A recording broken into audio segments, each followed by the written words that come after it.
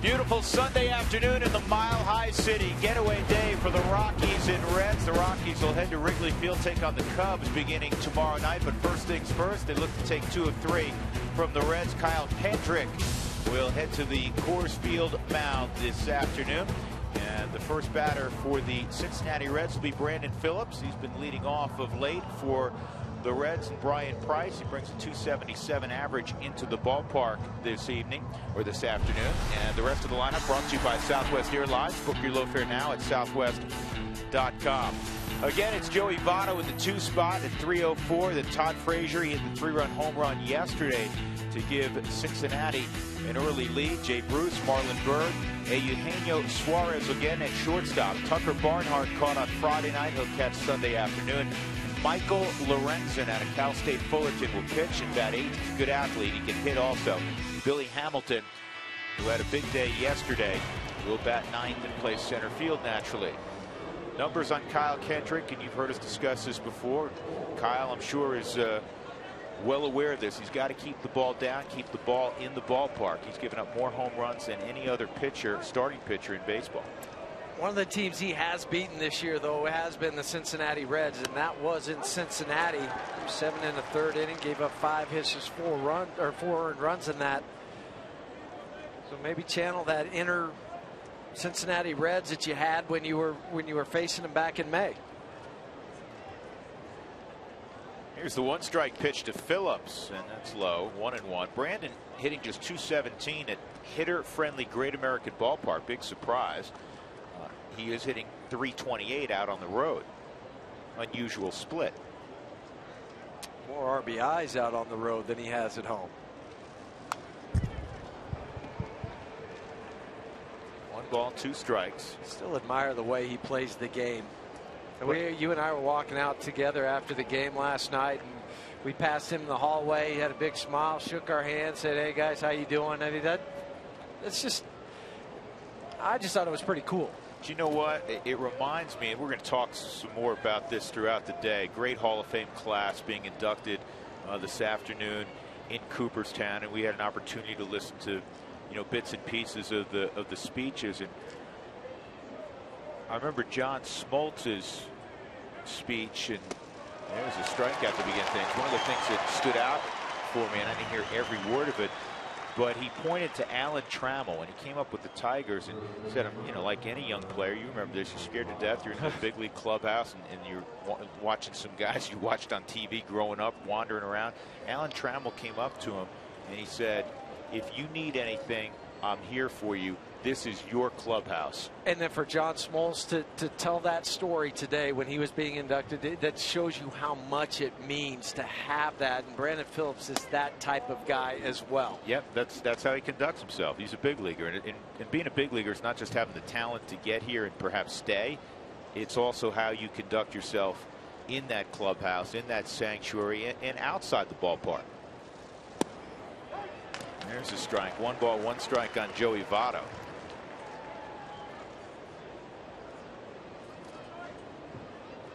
Joey hitting .543 since the All-Star break. Amazing. Got a little Pete Rose thing going, doesn't he? I was thinking the same thing as he tracks that ball back all the way into the catcher's glove. He's also very far back in the batter's box, has his left foot right on the line, so he can see the ball that extra fraction of a second. It's like he's doing research right now. 1-2. Inside 2-2.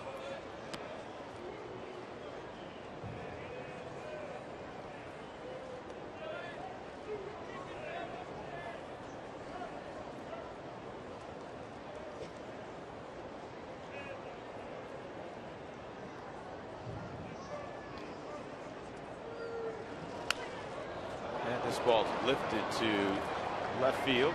Brandon Barnes out in left field this afternoon, and he makes a catch, and that will lead us to look at who is playing where for the Rockies this afternoon. Barnes, Blackman, Cargo in the outfield. Daniel Descalso getting the start for Tulowitzki at shortstop. As we talked about, Nolan with the hand, no problem. He's back in there at third. DJ and Ben Paulson on the right side. And Nick Hundley been catching every ball game, you may be saying, well, day game after night game, isn't that usually where you go with Michael McHenry? Michael's had a knee issue. He had to have that knee drained earlier this week, and he's available to hit, and he's getting closer to being able to catch, but right now it's pretty much nicked. And I would look for him to catch tomorrow night in Chicago, because you have a little bit extra time, but you also have him paired up once again with Jorge. So those two have worked well together, so get him back in the game tomorrow night. One strike on Todd Frazier out of that slightly open stance, and then he closes up. He takes a pitch inside, 1-1.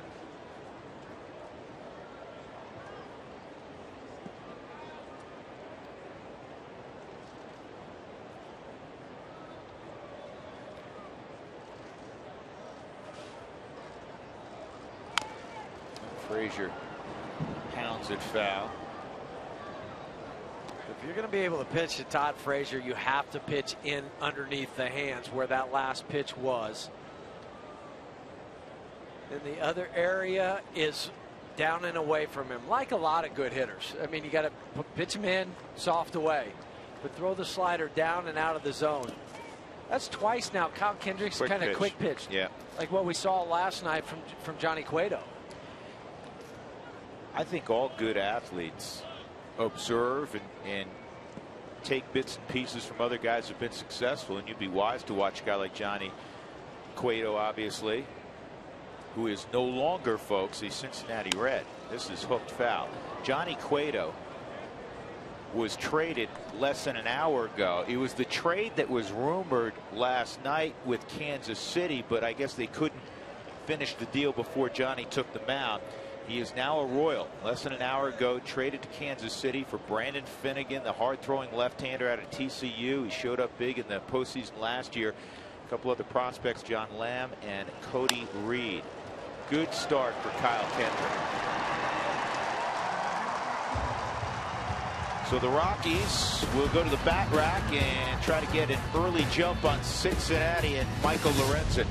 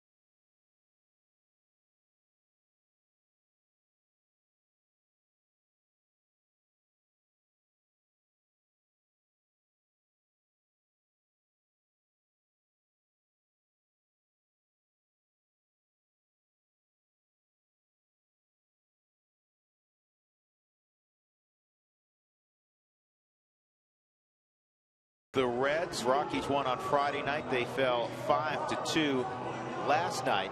Charlie Blackmon again will lead things off for Colorado. He was held hitless last night.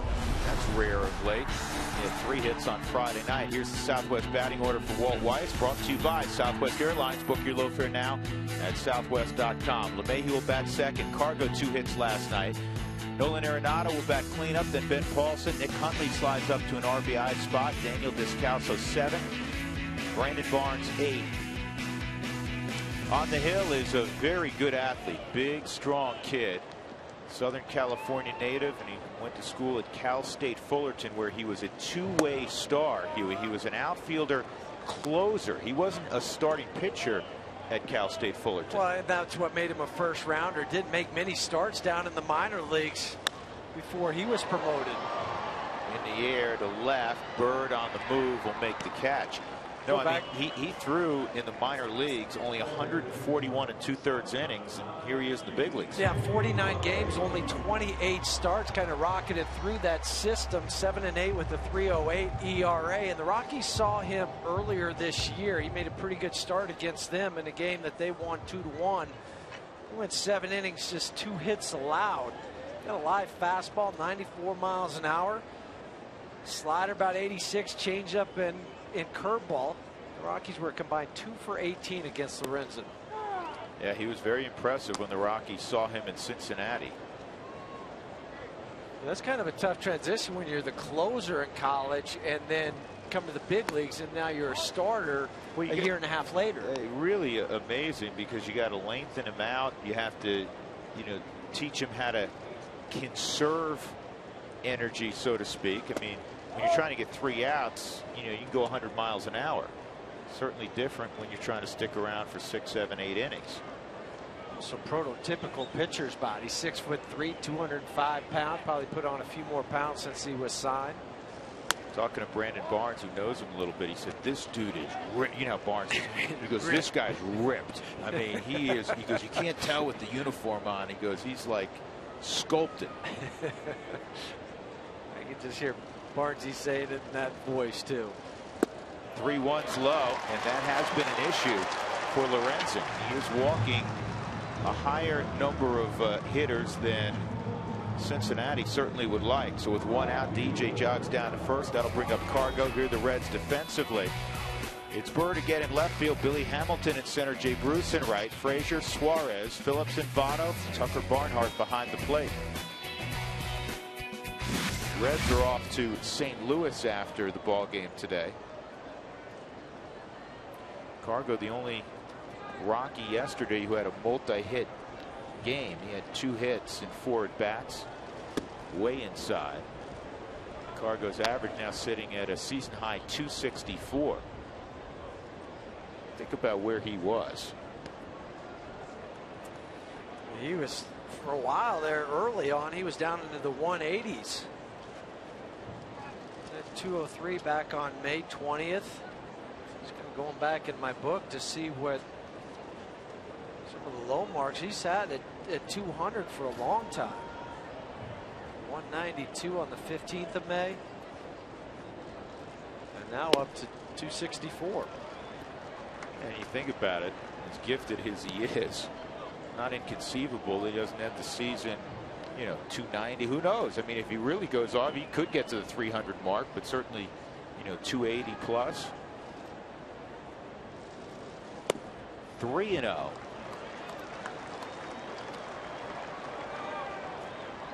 Well, 2 of those 3 pitches cut about a foot. Way inside. Yeah, and that's the problem that he has been having, especially in the month of July. ERA about 5.5. More guys on. And then just put 2 on now with walks. They'll take advantage. Yes.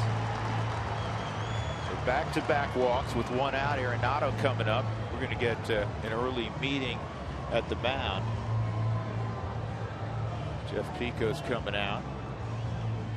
Who wants tacos? If the Rockies score 7 or more runs, go to participating Colorado Taco Bell locations the next day. Do it between 4 and 6 to get your Rockies taco special. We talked about the Johnny Cueto trade already today, but if you remember last night, Michael Lorenzen was out warming up. He was playing some long toss, thinking that he might be the emergency starter until they decided that trade wasn't going through. Then he shut him down. Johnny, when Lorenzen went out there, Johnny said, "What are you doing out here?" He said, "Well, I heard you may get traded." I said, "No, I've got this." That's something that I mentioned after the game last night, to keep an eye on that today with this young pitcher. Did that change what his routine was? Even if you're sitting in the middle of the lineup, do you have to take a strike there in this situation? Yes, you do. Because he's thrown 8 straight pitches out of the zone. You cannot fire at the first one you see, and you ground into a double play, then let him off the hook. Ooh, they call that a swing down at first base with Marvin Hudson, so Nolan's in a ditch 0-2. Give us a good look from the side. And he went. And he did go. Well, if there's any question about the hand, it was answered on that check swing. Yeah, when you try to hold up, that's where you're really going to cause it stress. And there was no shaking of the hand like, ow, that hurt. So Nolan's good to go. I mean, he wouldn't be in the lineup if he wasn't, but that's just the final piece of the puzzle. And Arenado strikes out. So they're 2 gone. It'll be left to Ben Paulson. So what did Lorenzen do to Nolan? He started him off with the first pitch slider because he wasn't getting the fastball over, and then he comes back on the Subaru Supermo with another slider to strike out Nolan. I'm sure that's what Pena was calling from behind the plate, Jeff Pico, because that forces you to think about a different release point than what you were fighting against with the fastball.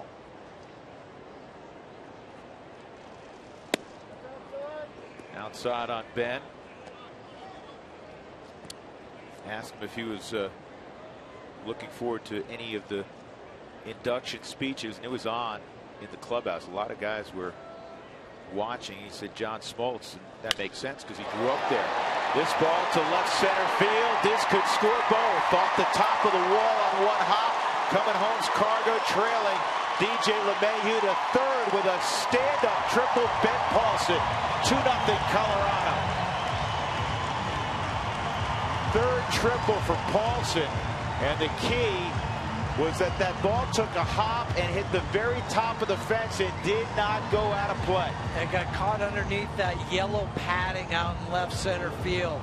This was the same direction that he had the walk-off hit the other night against the Rangers.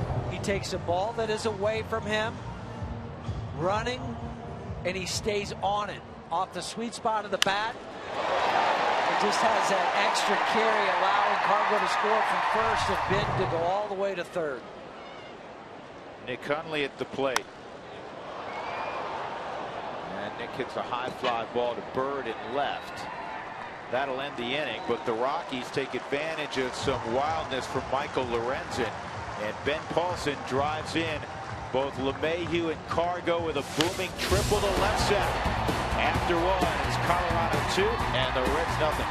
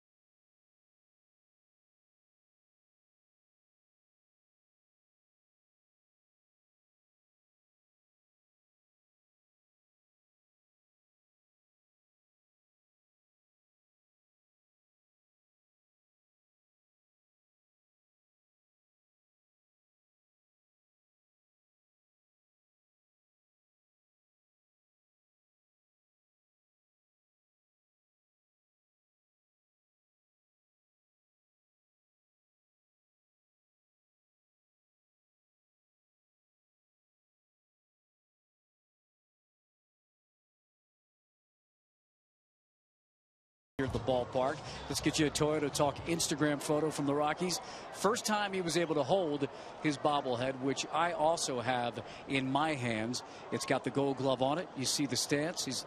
So we asked Christian Friedrich and Ben Paulson, who just had the big hit, what they think of the rendition here of Nolan. He's definitely on one leg most times. He's never setting his feet, so it's about right.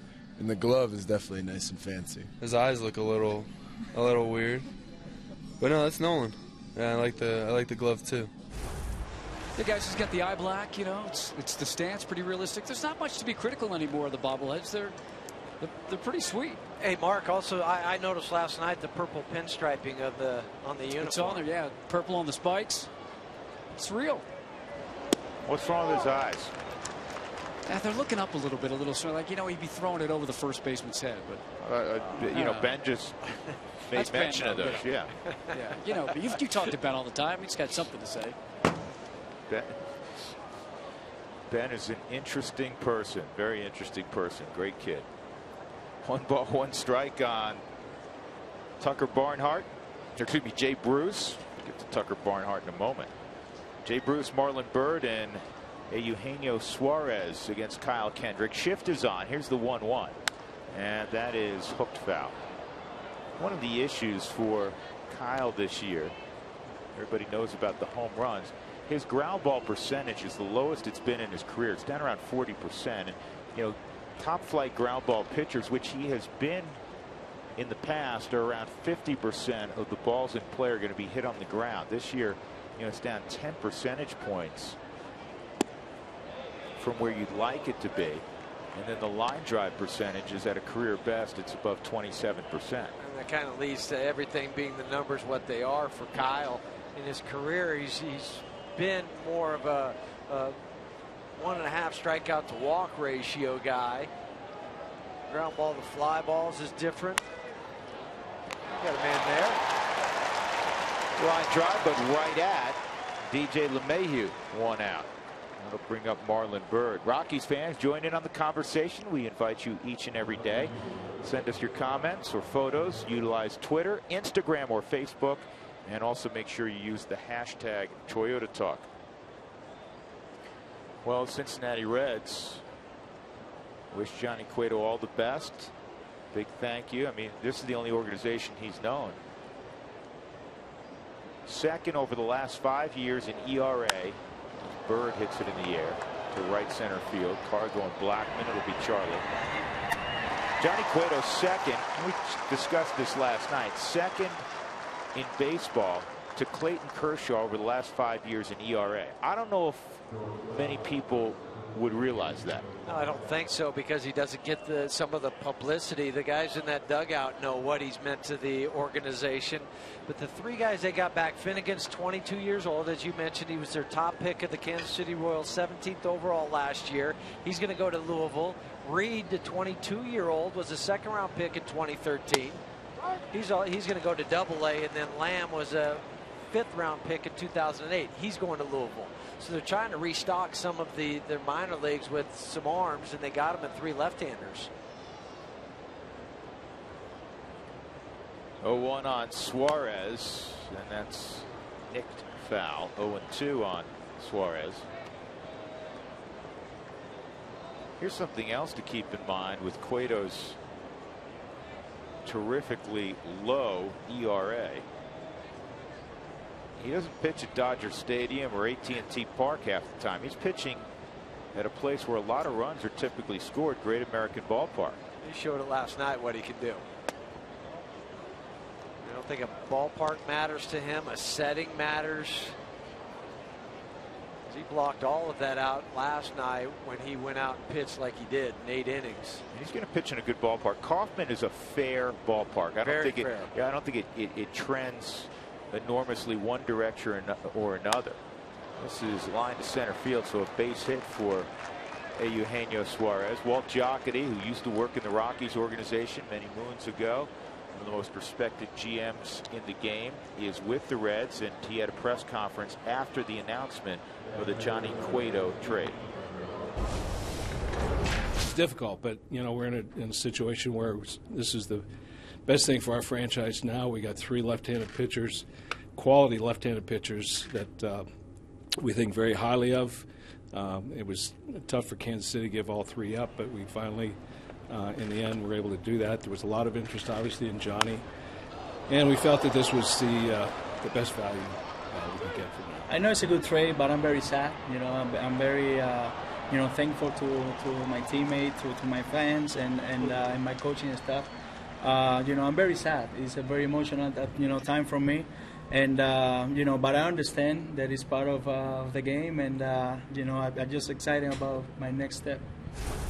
And again, that's Brian Pena, catcher for the Cincinnati Reds, who is interpreting for Johnny. And listen, the thing that was really impressive, and Huey, I thought you made a great point. I don't remember if you did it on the air or afterwards when you and I were chatting, is that if you're looking in and you're a scout, and you kind of listen, you know who Johnny Cueto is. It's not like he just fell off the turnip truck and landed in the big leagues.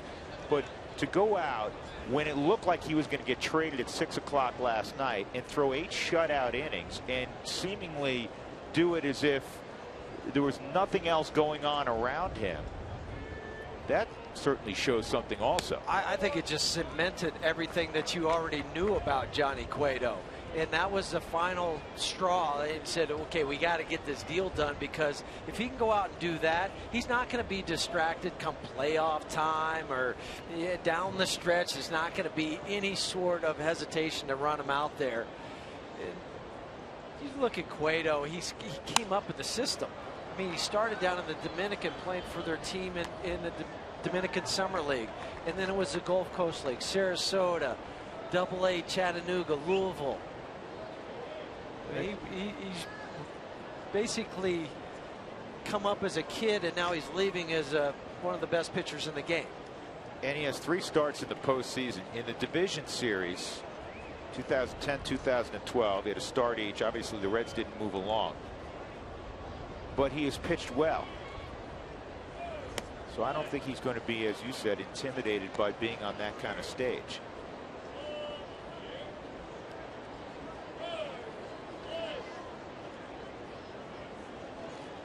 Two and one on Lorenzen.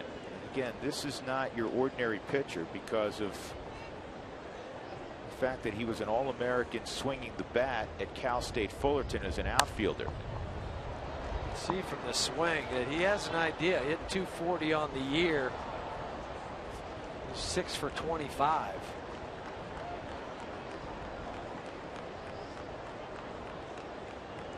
He was one of the finalists for a lesser known college award. First of all, he was a candidate for a lot of awards in college. As I said, he was a first team All-American, but the John Olerud two-way player award. Guys who could pitch and hit. 2-2. And that's a base hit through the left side. Here comes Suarez. He's going to score. And Michael Lorenzen, the pitcher, drives in his 4th run of the year. And with 2 outs, 3 consecutive singles, and it's now a 2-1 ball game. An off-speed pitch, 82 miles an hour. Like a split finger that didn't die. It didn't go down at all. Just stayed flat in the zone. Lorenzen stayed on it, driving in Suarez, who had singled up the middle. And now big time pressure with Billy Hamilton at the plate. Billy yesterday went 3 for 4, stolen base. He was all over the place after an 0 for 4 Friday night. And yesterday he set it all off in motion in the 3rd inning with this bunt that was then overturned. Another line drive up the middle. Ball hit hard past DJ, and then I think this was the other play of the game where he just checks. Troy got to go back to 3rd, but then he just outran the baseball on the relay from Ben Paulson to home.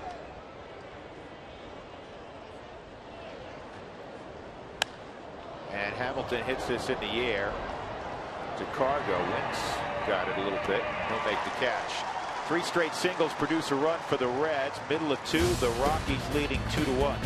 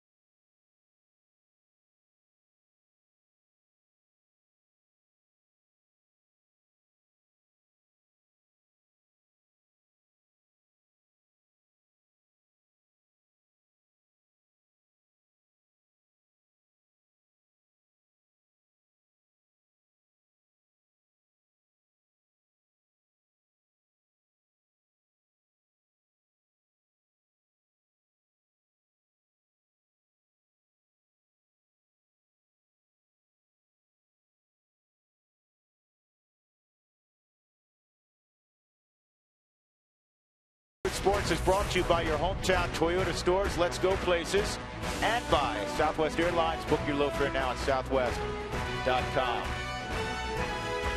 Sunday afternoon in the Mile High City, the Rockies leading 2-1 over Michael Lorenzen and the Reds. The Rockies will have the bottom third of the order. Daniel Descalso, Brandon Barnes, Kyle Kendrick.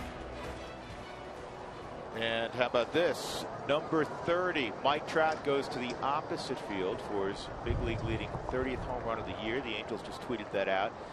He is a serviceable player, Huey. Not bad. I mean, when you got somebody else on your team that you're ahead of, named Pujols in home runs. He's a decent player. It's a both formidable those guys. 1-2 punch. Yeah.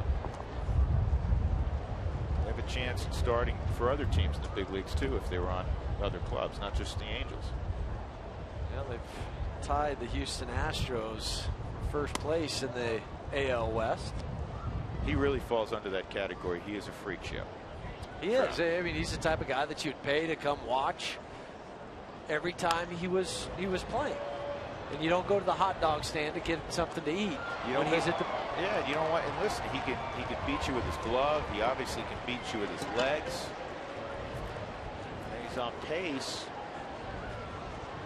to approach 50 home runs in an era where you don't see 50 home runs. Not anymore. 2-1 on Descalso. And Daniel hits it with authority to left.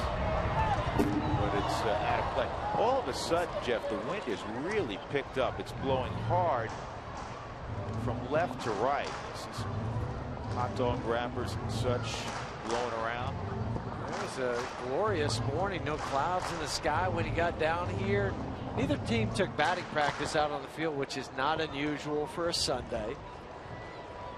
Last 15-20 minutes, this ball might get hung up. Yeah, this ball was hit well by Descalso, but Bird's going to make the catch out there in left center field. Brandon Barnes will approach with one out. With every challenge call, the Subaru eyesight review will determine the outcome. Love, it's what makes a Subaru a Subaru.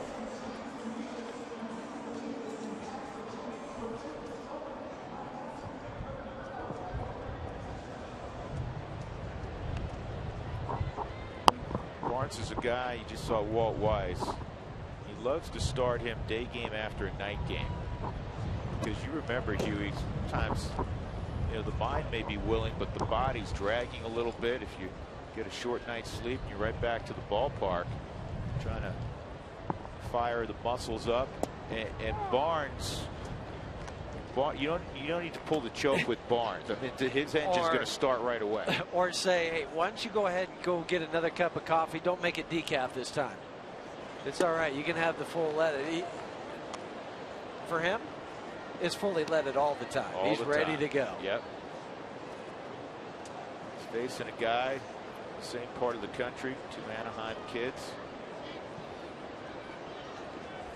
1-2.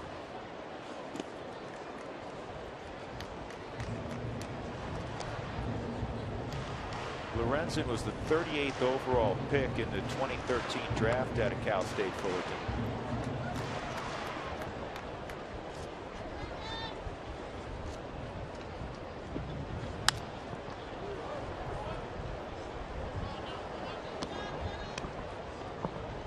Huge crowd again this afternoon, where the fans have been awesome. They've been pouring out, especially with the much better weather over the last couple of homestands. The Braves 4-game set was well attended, just under an average of 40,000.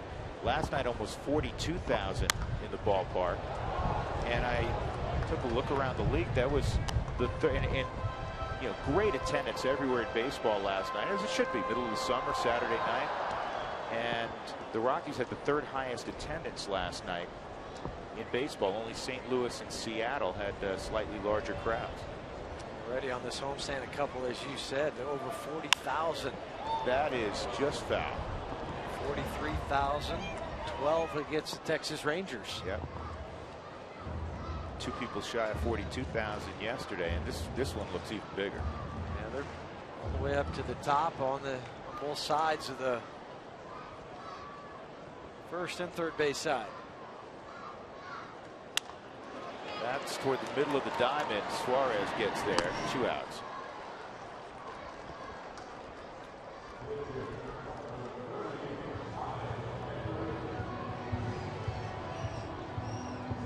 Two gone, and that'll bring up Kyle Kendrick. We're showing you those buildings because, you know, we're going to Wrigley tomorrow, and a lot of those buildings that had the seats on them, with the construction, you can no longer, you know, they've worked things out. It's no longer visible. The ballpark, I'm wondering, I just thought about this. Those folks up there, can they see? It would appear that they could see into the ballpark and watch the game. I don't know if it's It might quite not be the same. high enough. Yeah, I don't know if it's the same view you have with some of those buildings at Wrigley pre-construction. We're going to have to go out to the bleachers in Wrigley. Maybe we'll do an open from there. I think that'd be a good idea. 2-1 on Kendrick. Kyle fouls it off. They got a big new scoreboard too in Chicago. Thankfully, because I mean, listen, I love the old scoreboard and the history, et cetera, et cetera. Forget the out-of-town scores. I could never read those. Well, then they would have the pitchers listed. They would just have the numbers, and then you had to get the program to figure out who was that number associated with. It was, yeah, pretty confusing. 2-2 bounce to Brandon Phillips. And it's a 1-2-3 inning for Lorenzen in the second. Rockies 2, Reds 1, Sunday afternoon in Lodo.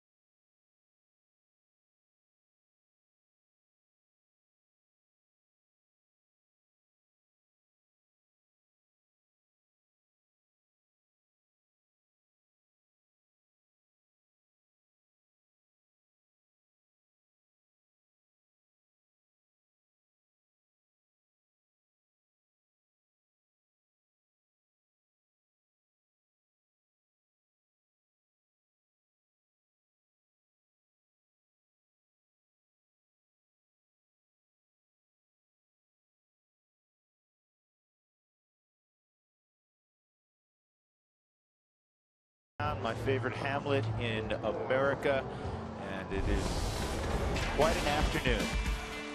Craig Biggio going in. There's Randy Johnson, Pedro Martinez, a bright smile, and John Smoltz.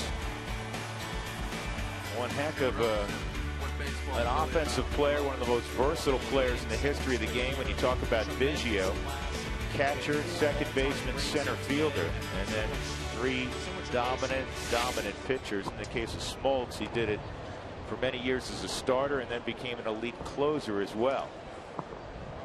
And I don't know why it took Biggio 3 times to get in, other than some guys don't want to vote him first time, because you look at his numbers, 16th all time in games played at 2850. 25 other guys in the Hall of Fame with 3,000 hits. It to me, again, we could debate this all the time, first ballot, second ballot. Craig Biggio should have gotten in the first year he's eligible. The 668 doubles are the 5th most all time, and they're the most by a right-handed hitter ever. When you talk about ever, to me, that's a long period of time, right? 3,000 plus hits, and the 3,000th came in a 5-for-5 performance against the Rockies. Yeah, single to right field, and he tried to stretch into a double. You and I were calling that ball game down in Houston. Aaron Cook on the mound. Biggio to right center field. And think about Biggio. You know, Mr. Double. Willie Taveras' throw got him, but Biggio with his 3,000th hit, and that's his son, I believe, who's now at Notre Dame. Is that the son who's at Notre Dame? I think so. He was just drafted, though. His That's son, right. Yeah, if at Notre Dame was just drafted. And the game was stopped for close to 15 minutes. He pulled Jeff Bagwell, who was reluctant. Jeff, who was retired. Jeff was, because they're such close friends, teammates for 15 years. He pulled him out of a suite, and he wouldn't continue his on-field, interview and remarks in the middle of the game until Bagwell came down. He had that much respect for Jeff, and it was a very emotional moment. It's one of those special things that you stay in the game long enough, you get to observe. And when you're even though it was an Astro, it wasn't a Rocky, obviously, it's a day I won't forget. It's a time in history. Yeah. It's a time in history when you do honor certain things that are going on. I remember when Cal broke Lou Gehrig's record. The Angels came up to the dugout. They were shaking his hand as he walked by. It was no longer you're playing against somebody. It was a special moment, and I thought that was the same with Biggio. LeMahieu throws out Brandon Phillips. Well, the most famous home run ever hit when Henry Aaron went deep against Al Downing in the early 70s. He was congratulated by the Dodgers as he went around the bases. Then a couple of fans as well. They interviewed those guys not too long ago. Did they really? Yeah. Joey Votto, fly ball left field his first time.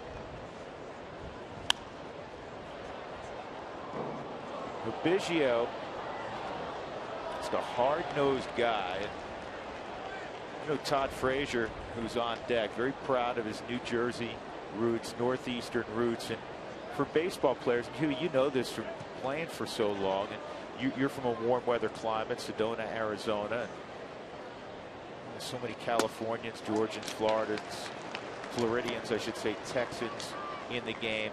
The folks that come from cold weather parts of the country take a special pride in where they're from, that they've made it in a game that did not allow them to play outdoors in December and January and February. And I heard that today from Biggio, and a couple days ago in talking to Todd Frazier.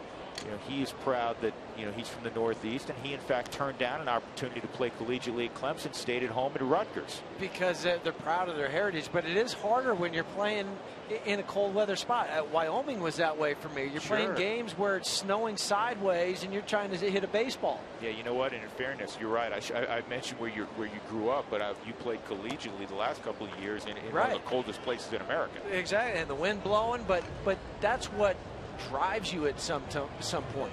And I think that's what it does for certain players. They said they're proud. They've overcome. They said, you know what? This is where I'm from. This is what it is. Doesn't matter to me. I just want to play ball. There's something else Biggio mentioned, that the nucleus just missed 3-2. The nucleus of that Astro team, as Biggio said, that turned Houston into a baseball town was a couple of kids from the Northeast, because Bagwell's from Connecticut. Well, he was with the Boston Red Sox and then was traded to the Astros, part of the Killer Bees.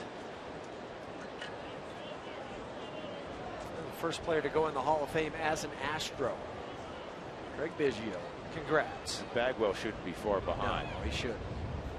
Inside, a walk to Votto.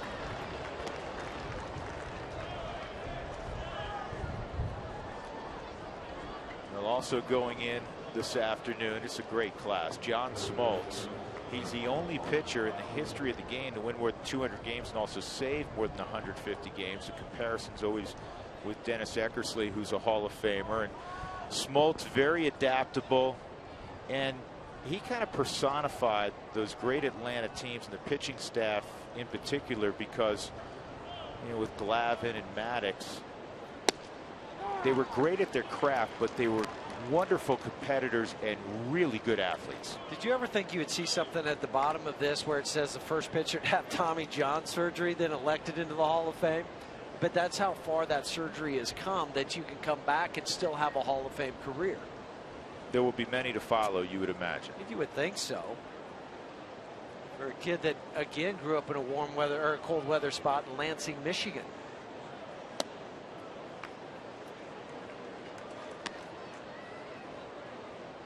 Smoltz thanked Bobby Cox for a number of things, but one of the items he thanked him for was allowing him to play golf on his off days. He said, because that always puts a smile on my face, and it was very important to his mental health. Hey, listen, Bobby Cox had like 2 rules: be on time and Play hard. And play hard. Those were the 2 rules, and they certainly did that for a long period of time under Bobby Cox. Well, and he said, Bobby let us be who we were. He did try to mold us into something else. And I just remember Bobby wearing his metal spikes. But even last year he managed. He'd come walking down in the dugout, click clack, click clack. Oh, here comes Bobby. Because nobody wears metal spikes during batting practice except for the manager.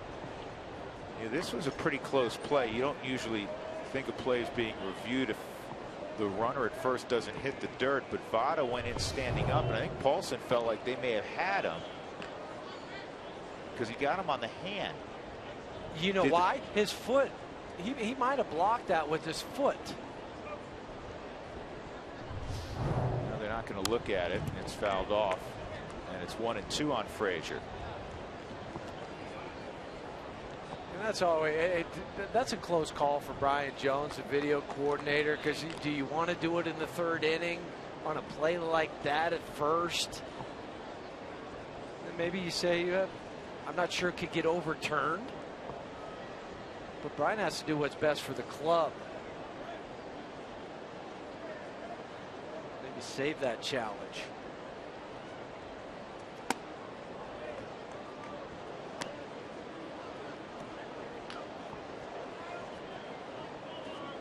Two and 2 on Frazier.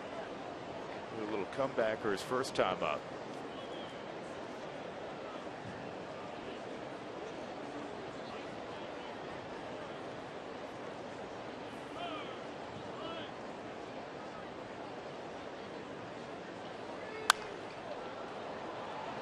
Well, you got to be careful when you go away with Frazier that you get it far enough away, because he has effortless power.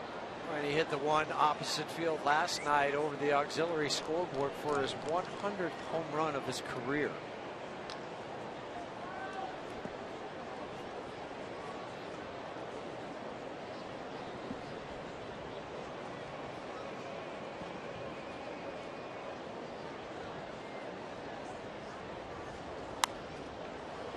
Got inside on Frazier there.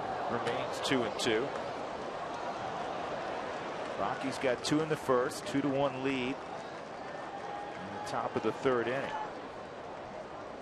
Rockies beginning a stretch where they're going to be on the road for the better part of 3 weeks. They go out for a week, come home for 3 ball games against Seattle, and then they go out for another week. And the 4 teams are going to play on that road trip, Huey, are all teams that are having good years. A great deal of talent. Begins with the vastly improved Cubs.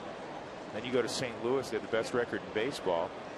Come home, as we mentioned, against Seattle, and then you go to Washington and see that great pitching staff, and then you go to Citi Field to face the Mets. Now the Mets, other than last night, struggled to score, but boy, they can throw some pitching at you. Well, and then you finish it off the last road trip of the month, going to Atlanta and also Pittsburgh. Talk about teams that could pitch. So the next 6 road series will be most difficult for the Rockies.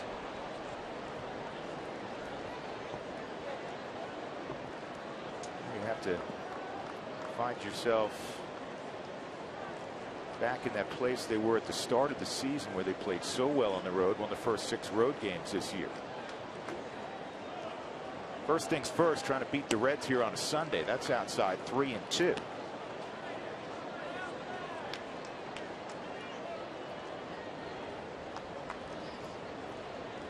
Reds have some patient hitters led by Joey Votto. And for Kyle Kendrick, he's a guy that has to live on the edges. We've seen some deep counts early. See if Votto takes off. Hands on the knees. No, he's not going. What always got me is just looking from afar, maybe scouting why a guy would stand out at first base with his hands on his knees. It's a giveaway. It's a dead giveaway. You at least give the appearance that you might go. Because if I'm an infielder, I'm glancing out of my eyes, the corner of my eyes, looking at the runner to see if he's going to take off.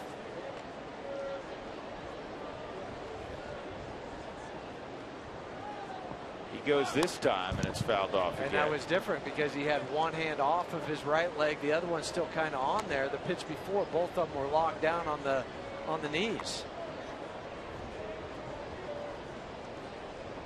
11th pitch of the at bat coming up. Frazier's one of those guys, Huey, that some of his swings can look really unorthodox and quite frankly not real pretty, and then boom. And it also can do it with just one hand, it seems like, on the bat. Again, there's that one-handed swing, and he fouls off yet another pitch. The next pitch will be the 47th in this sequence to Todd Frazier. Actually, I miscounted. It's number 12. Okay. So I missed a couple.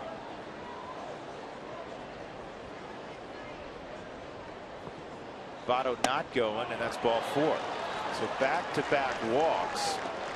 And now you've created a problem in a one-run game. One out. Jay Bruce coming up. He lined out to second. Fans looking to come out to a game, there's always great Rocky ticket deals available. Bookmark at Rockies.com/specials and check back all season long.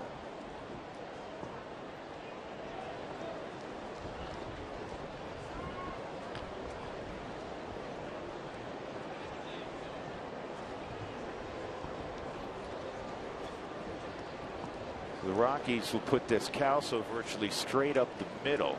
He's got to keep Votto close. They normally shift with Jay Bruce. That's inside. Bruce hitting .341 over his last 11 games. 971 career hit last night.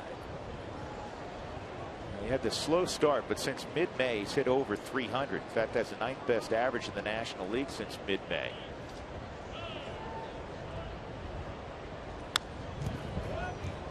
Of all the teams, Huey, in the big leagues, with the trade rumors amok, the Reds probably have the most players that have been mentioned. And one is already gone as of this morning in Johnny Cueto. We discussed that earlier. But, you know, Jay Bruce supposedly available. I mean, virtually every big name on the Reds. Marlon Byrd, who's on deck. Absolutely. Has been mentioned. Yeah. I mean, if you probably blew away the Reds with an offer, you could probably get Joey Votto. Frazier, you think Frazier and Hamilton, I think, are two guys they definitely control. They want to hang on to. Brandon Phillips is a 10-5 guy. So he would have to approve the trade.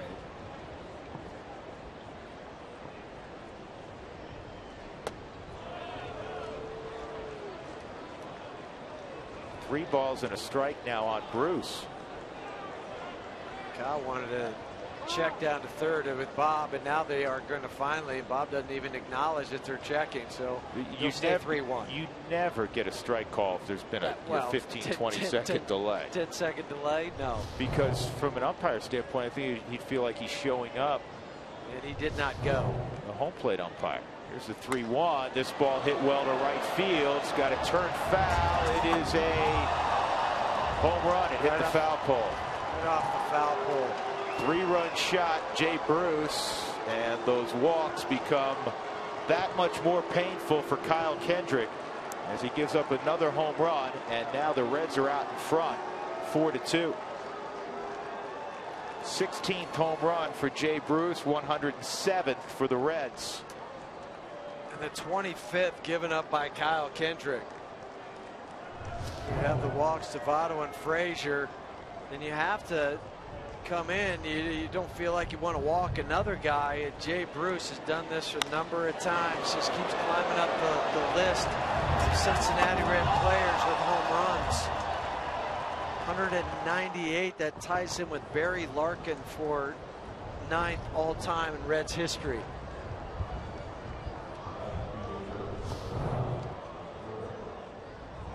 Steve Foster's conference is done as Bruce and Votto chat on the bench of the Cincinnati Reds. Marlon Byrd hit a fly ball to center field last inning. Rockies put 3 on the left side for Byrd. And he hits a high fly ball to fairly deep left field. And a lot of wind up there. You can hear it on our field microphones, and also the way that Brandon went back and had to come in 3 or 4 steps to make that catch. Hey, Eugenio Suarez with 2 outs. Base hit and a run scored in the second for Suarez.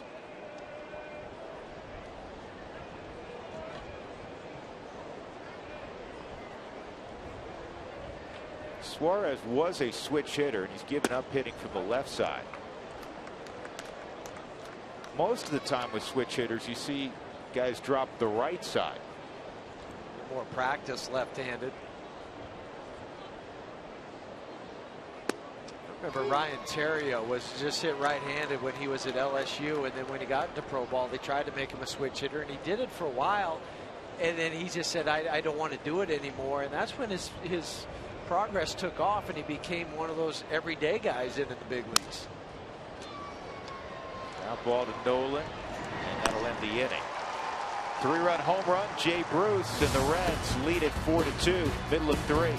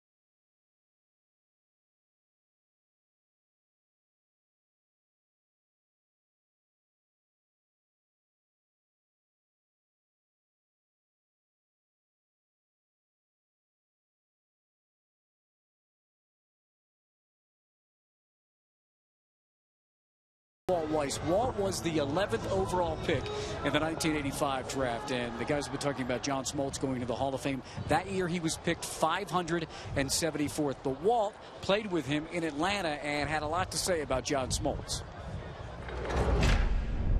I saw him even 3 years in Atlanta were pretty amazing. When he got hurt and changed his arm slot, he ended up throwing sidearm in the middle of a season and was effective doing that. I mean, he's a phenomenal athlete.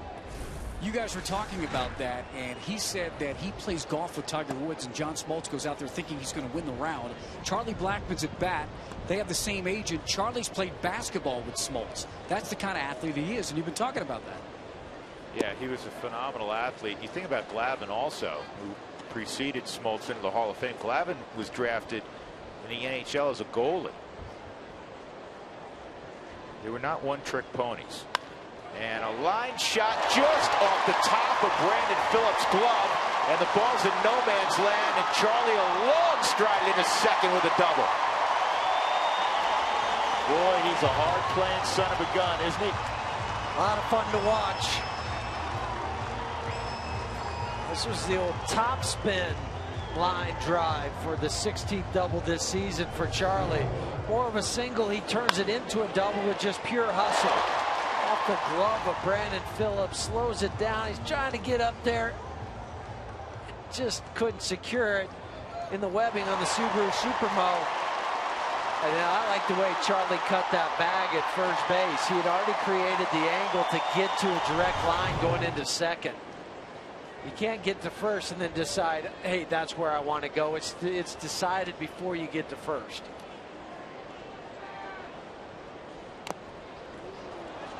And DJ trying to move Charlie up with a bunt. Not a bad ploy there. Gets that down away from Lorenz and a chance to beat it out. He gets thrown out. He still moves the runner along. Mind the thought process, especially in the third inning. And not on the first pitch. I like that on the first pitch. DJ walked his first time up, riding a 15-game hitting streak. Longest in the big leagues right now.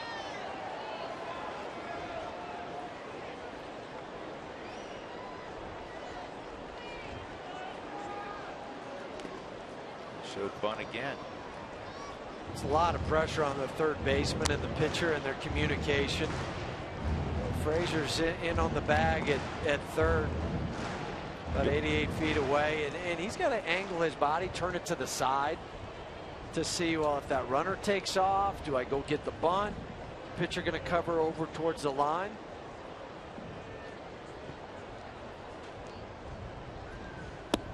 Now let me ask you this, because their shortstop Suarez is working Blackman right now. Who lets him know off-speed pitch with him literally 75 feet from Todd Frazier? Probably no one on this at bat because he's too far away. He couldn't whistle to him. If he whistled, it'd have to be loud enough, and then everybody hears it. 3-1 on LeMahieu.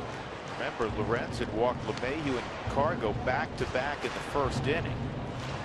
And then Ben Paulson, with 2 outs, unloaded a triple to left center field to give the Rockies their 2 runs.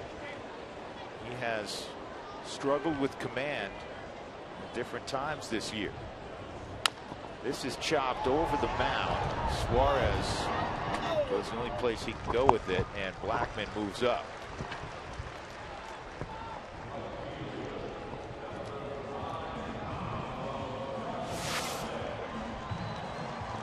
We'll check it out. Michael Lorenzen's using Johnny Cueto's glove. Johnny's going to a team that has blue colors, so Johnny may said, hey, man, you're the heir apparent. Here you go. Here's my glove. Here's my parting gift to you. Some of the wisdom I instilled in you, but now the glove. Wear it with pride. Got to find out the story behind that. Cargo takes inside. He's now seen 5 pitches from Lorenzen, none in the strike zone. I guarantee you, by the time that Johnny gets to Kansas City, he's going to have a black colored glove with blue lacing with his name on it in his locker when he gets there. Cargo takes a pitch the other way, and nobody home on the left side. A run scoring single for Cargo, and it's 4-3. 42nd RBI for Gonzalez. I mean, there's enough area between third and shortstop. Look at all this area right over here to drive a truck through if you want to. And that's exactly what Cargo does. And now from the side, we're going to be able to see how he lets that ball travel, catches it right off the end of the bat. But that's because he was letting it get deep into his swing so he could hit it that way.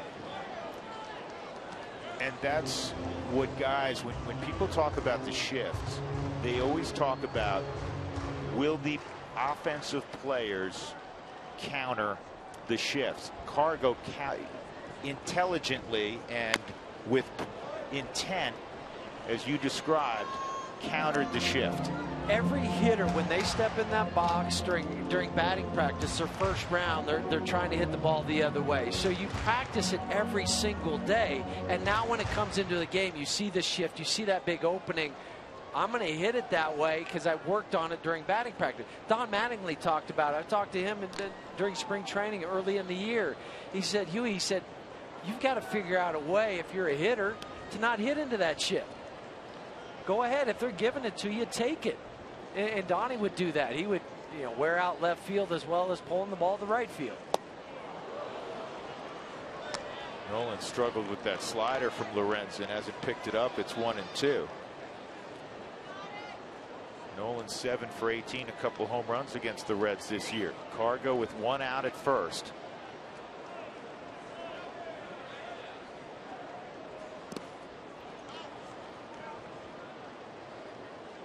Knees are feeling better for Cargo. Much healthier this year than last year, but has not looked to run this year. No, that's 2 stolen bases. That's the last part that is coming back, and maybe stealing bases puts a pounding on your body and your legs. Even if you slide head first, it wears on you. So he said, I'm healthy. I'm just going to make sure that I can do what I can do at the plate and out in the field.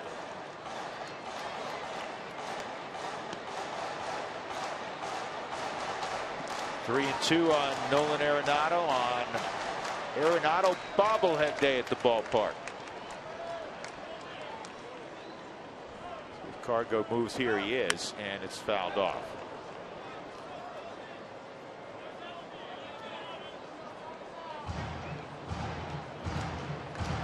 Ribby's at home since the 1st of June. 3 Rockies leading the parade.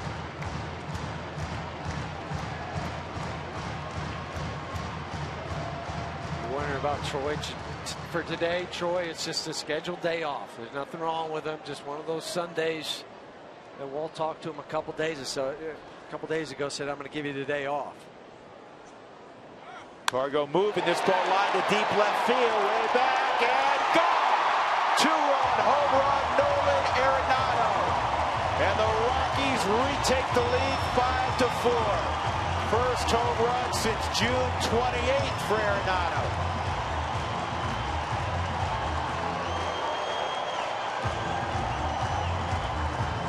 Cargo gives him the old Tulo hug. You should. Cargo had taken off on the swing. Nolan kept fouling a couple pitches off. Finally, says, I know I got it, but is it going to have enough to get over the wall? That had to cut through the teeth of the wind also, blowing hard left to right. Kept it down low, one of those wind cheaters.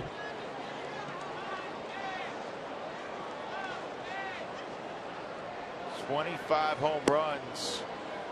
Hey, this bobblehead thing's worked out well the last few days. You think back to Friday night.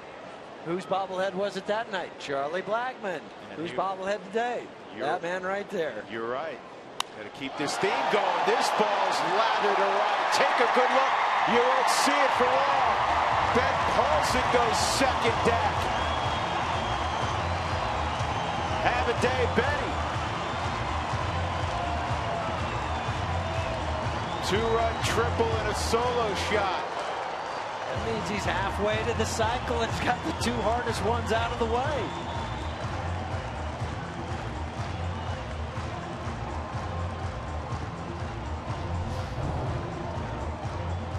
Back-to-back hitters, back-to-back jacks. That was a off-speed pitch and he got out in front and he just tattooed that thing. Speaking of cycles, the Rockies have almost hit for the cycle in the inning. They just need a triple. They have a double, a single, and a pair of home runs. Paulson with his 6th of the year. I'll tell you a funny story. I was talking to Ben at the clubhouse today, and we were naturally chatting about Cooperstown and the induction ceremonies, and it always, for you and I, takes us also to the Dreams Park baseball tournaments. Look at this. Base hit, Nick Hundley. Lorenzen is not fooling anybody right now, but the great tournament all summer long each week at Dreams Park. And Ben was saying that's the only time he's been to Cooperstown. He went with a Georgia team that was just loaded. Not surprisingly, right? Tell me something different. Yeah, exactly. He said we hit like 75 home runs as a team. And he said, I was the only kid who didn't hit a home run. Really? He said, I wonder if I'm like the only guy to go to Cooperstown, not hit a home run, yet have home runs in the big leagues. Probably. Maybe. He said, I was really small. He goes, I played second base back then. He goes, everybody hit a home run. Couldn't buy one of those T-shirts. Well, maybe because it was a high fence. Those fences are pretty high at Cooperstown. I know they're just 200 feet deep, but they're high. Listen, you're having the last laugh. Because I don't know who else was on that team growing up. I'm sure there were a bunch of great kids, but you're hitting home runs in the big leagues. And they haven't probably hit one into the second deck like he just did. Probably not. Descalso pulls this ball. This is going to be a problem for the Reds. To the corner it goes. Now can Hundley score? Stu Cole sending him, and he'll score standing up. Descalso with a triple. And the Rockies lead at 7-4. There's your Rocky cycle for the inning. The cycle is complete in the third. And Michael Lorenzen may be done. You got Kendrick coming up after Barnes, but I don't know if Brian Price is going to let him hang in there. And Lorenzen just staring down the dugout. And here comes Brian Price. So far, you've had a single, or a double, single, home run, single, now triple. Got to feel good for Daniel Descalso, who has not had a lot of playing time of late, to produce that run-scoring triple. So Lorenzen's gone. Rockies up 7-4 in the third.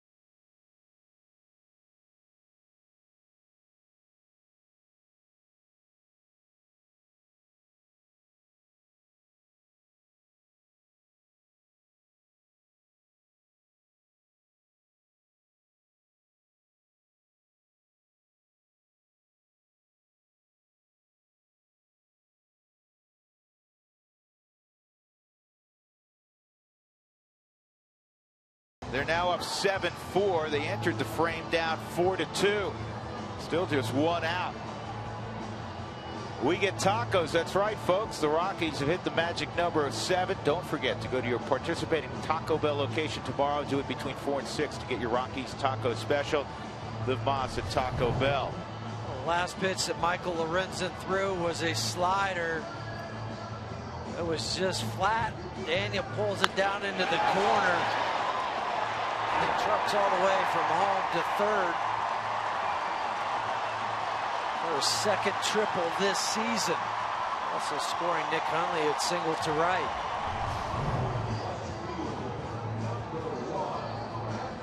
A new pitcher for the Cincinnati Reds is Dylan Axelrod.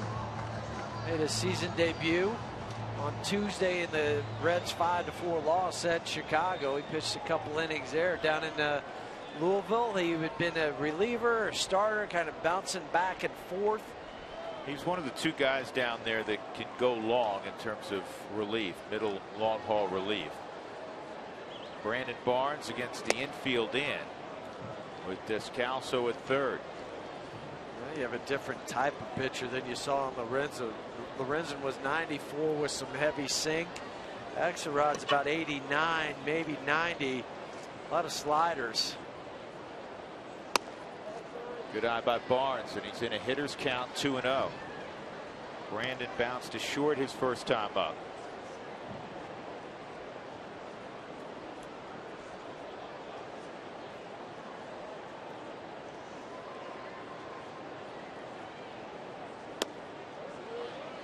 It's 3-0.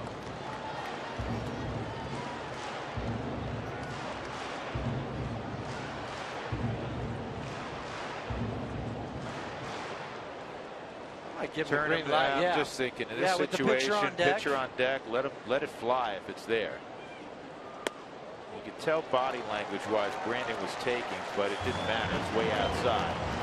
So Barnes will go to first. Kyle Kendrick look down at Stu Cole for instruction here. Looking down there, is it going to have the bunt on?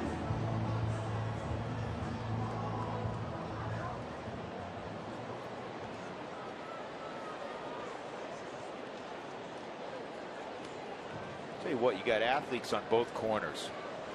Well, and you could decide to, if you put the bunt on, if you see the crash, you could go to the slash play where he pulls the bat back and swings. Here comes Descalso, and the ball's dropped safe at the plate. The flip was in plenty of time. Barnhart just dropped the ball. And you know this, sometimes catching a ball from a couple feet away, it's like a changeup. It's like trying to catch a feather. Yeah, when is it going to get here? It doesn't have the usual velocity that you're used to having. There was some confusion out on the field. Who was going to field this? Was it going to be the pitcher, Axelrod, or the first baseman? Daniel breaks when he sees the ball down. And then Votto comes in, and it's just a whiff on the baseball on the Subaru Supermo. Thinking you got to try to catch and then block the plate. Just forgot to catch the ball, but in any event, it's another run for Colorado. And now you have the pitcher out of the way, if you will. Still just one out. Traffic on the bases and Charlie Blackmon up. The Rockies have hit around here in the third. Charlie got it started with a leg double. Remember, he hit that line drive just off the top of Brandon Phillips' glove as Phillips leaped. So they're going to give Kendrick an RBI and call it a sacrifice. Sacrifice fielder's choice to be accurate. 1-1. And Charlie popped it up. Infield fly rule will be put in place here. 2 outs. Go back to that play at home plate again. Bunts down. Daniel, just a slight stutter step at third. He would have been out. Or excuse me, Descalso. But Barnhart didn't catch the baseball. See, Daniel, do I go? And then finally makes a decision.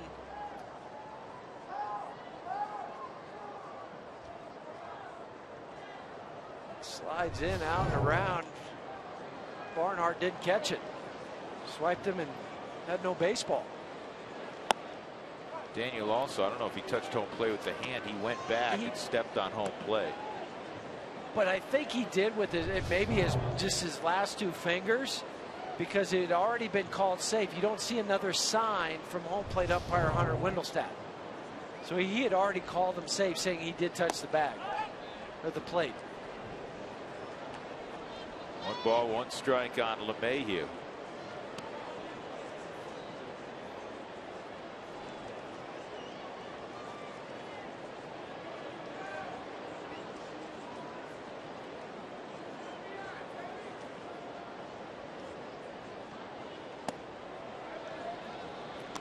Dylan Axelrod in relief of Michael Lorenzen. We close the book on Lorenzen. He gives up 8 runs on 7 hits and 2 1/3. He had a .377 ERA coming in. He'll have a much larger ERA when he wakes up in the morning. This ball lined right center field. 16-game hitting streak. It's a gapper.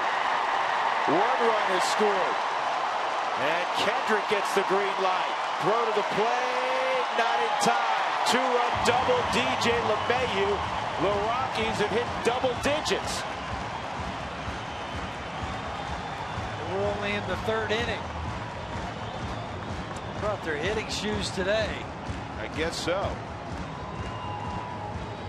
During this 16-game hitting streak, a 400 average, 6 RBIs, 1 triple, and add another double to the list. Good for DJ, because in his last at bat he sacrificed himself by just getting the ground ball to the right side, allowing Charlie to move up to 3rd. This time with 2 outs, says I'm going to do a little bit of my own damage and drive in 2. Cargo had an RBI single earlier in the inning. He's at the plate. He has scored 2 runs today, a walk in the 1st inning. That seems so long ago. Really does. Rockies with an 8 spot here in the 3rd. Those are always helpful.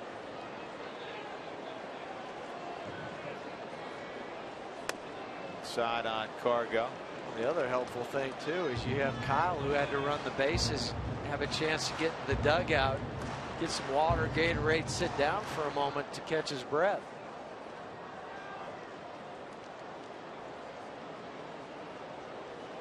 One and one on a Little Pony. Rolls this one to EY. Good hands, EY.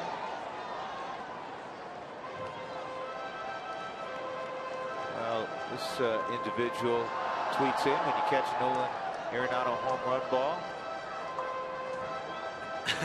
Hashtag luck of the bobble.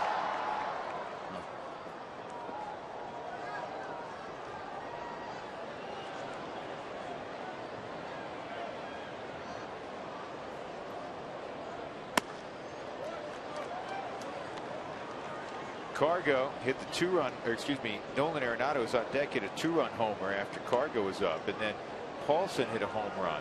It's the first time the Rockies have gone back-to-back since Cargo and Rosario went back-to-back on June the 6th.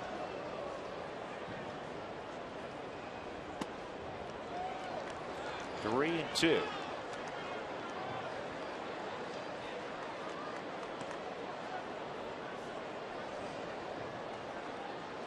Watching Todd Frazier, they've been out on defense so long, he just picked up his glove and is twirling it on his right hand.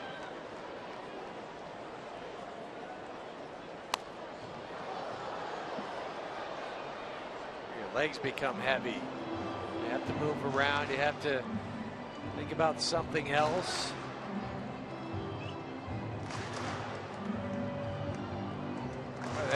He doesn't remember having to play at the old Riverfront Stadium in that hot turf.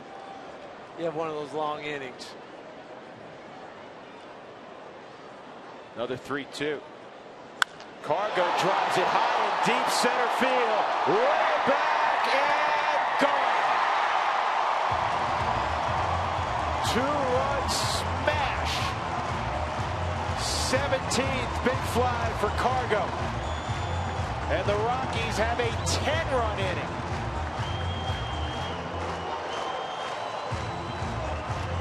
And 3rd home run hit this inning. Well, the 8 runs was a season high in an inning, and now the Rockies are just tacking on. Our man Jose gets the souvenir.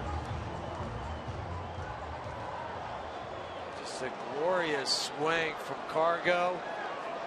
Timing, the extension. 12-4 Rockies. For Cargo, that's home runs in 3 out of the last 4 ball games. You see Vinny as this is grounded to 3rd by Nolan.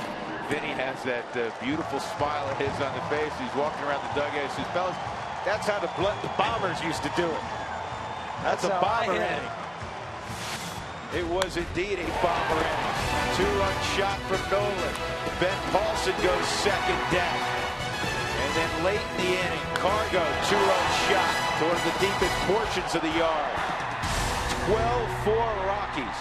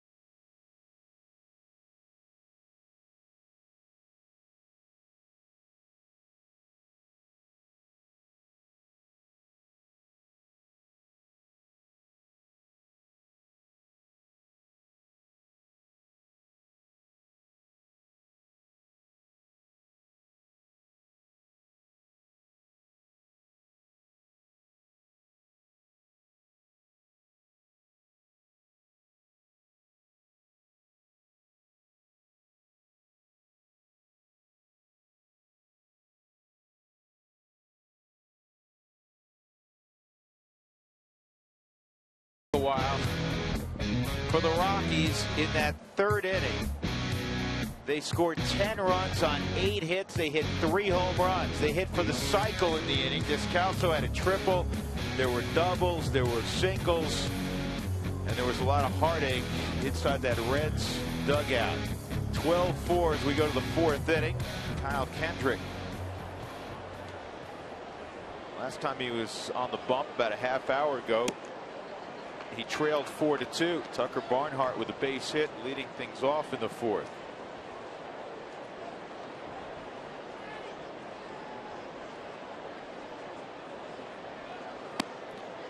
Last time the Rockies scored 10 in an inning was a couple years ago. They did it at home against the Mets.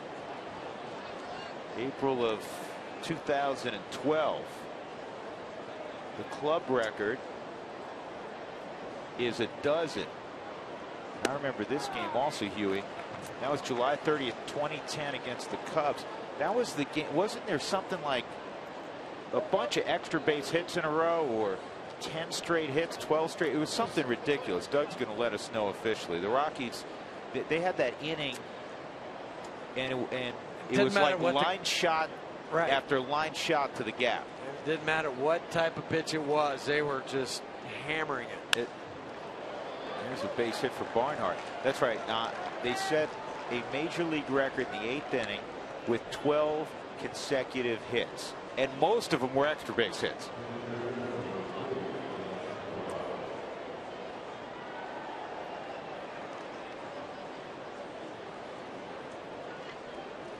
They also had 12 extra base hits in that ball game. They had 8 doubles, a triple, and 3 home runs. So Dylan Axelrod's at the plate. And he gets the bunt down.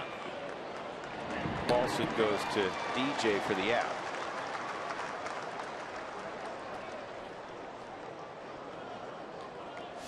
Coors Light Cold Hard Facts brought to you by Clean and Crisp Coors Light, the game's most refreshing beer. It's hard to mention Billy Hamilton, the current Billy Hamilton, without conjuring up thoughts of sliding Billy Hamilton, of course, back in the late 20th or 19th century, I should say. Forgive me. 5'6", 165 pounds. Because sliding Billy Hamilton stole 914 bases in the Hall of Fame, 3rd all time. And Billy Hamilton, the current Billy Hamilton, who's at the plate, has a ways to go to catch sliding Billy Hamilton. That's all courtesy of Doug Marino. Doug likes to go way back in the archives. Doug wishes it was still 1867. Doug should have been on the Lewis and Clark expedition. I got a big thumbs up from Doug. Absolutely.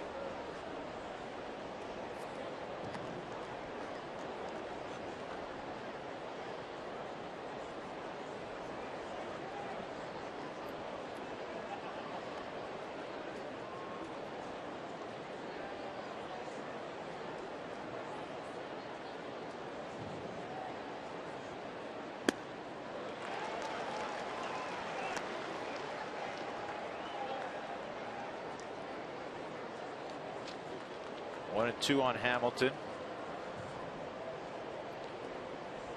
Well, that was sliding Billy Hamilton at the turn of the 19th to the 20th century. This is flying Billy Hamilton. Since he debuted back on the 3rd of September 2013, he has 115 stolen bases. 78% success ratio, higher this year than it was last year. D. Gordon second, Jose Altuve third, Ben Revere fourth, and Jared Dyson fifth on that list. I honestly think to get him, you either have to pick him off, he has to have a really poor jump, or you pitch out with with the slide step, and you're 1-1 to the plate, and the catcher's 1-8 down to second. That's the only way you're going to get him. But that's what makes what Vince Coleman did, where he had 50 consecutive stolen bases, just that much more phenomenal. Sure. And then there was Nelson Santavina was the catcher that threw him out. It's a good memory. Kendrick strikes out Billy Hamilton. Second strikeout for Kyle. 2 outs. Brandon Phillips coming up. Oh, another big night's coming back. That's Star Wars night. Saturday, August 22nd, with the pregame parade for fans in costume. Purchase the Star Wars ticket package to receive the 2015 limited edition Star Wars Night t-shirt.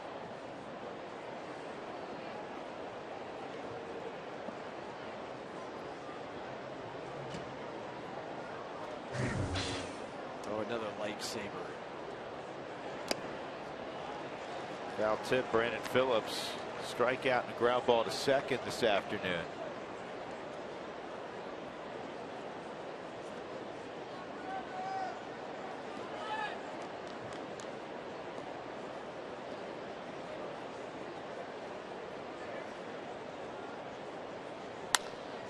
This is toward DJ, and he goes to his left as well as any second baseman in the sport, and he throws out Brandon Phillips to end the inning. Middle of 4, Rockies leading the Reds 12-4.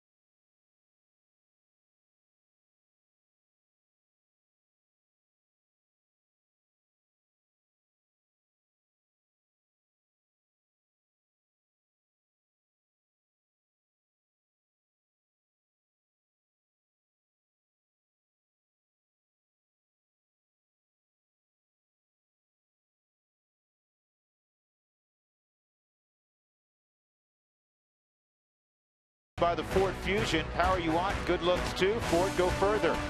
By Southwest Airlines. Book your low fare now at southwest.com. And by CenturyLink, your link to what's next.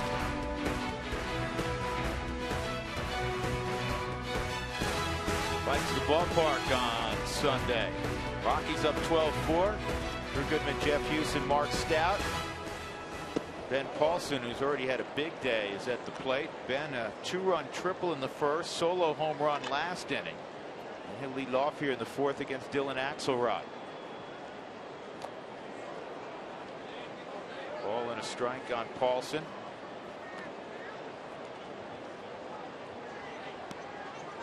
Yeah, I'm rooting for a double this at bat. And save the single for the cycle on your last one. Well, this one may have to wait. It's a double square. Ben Paulson has hit his 7th triple home run for Paulson. 13-4 Colorado.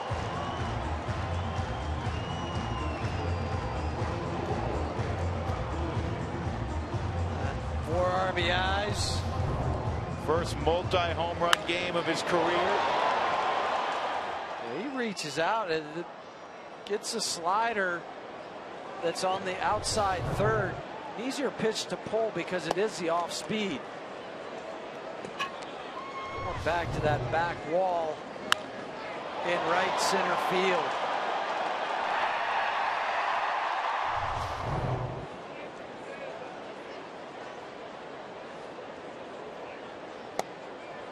Only a base hit his last time up, 1-1 on Nick. First multi-career home run day and also a career high already in RBIs.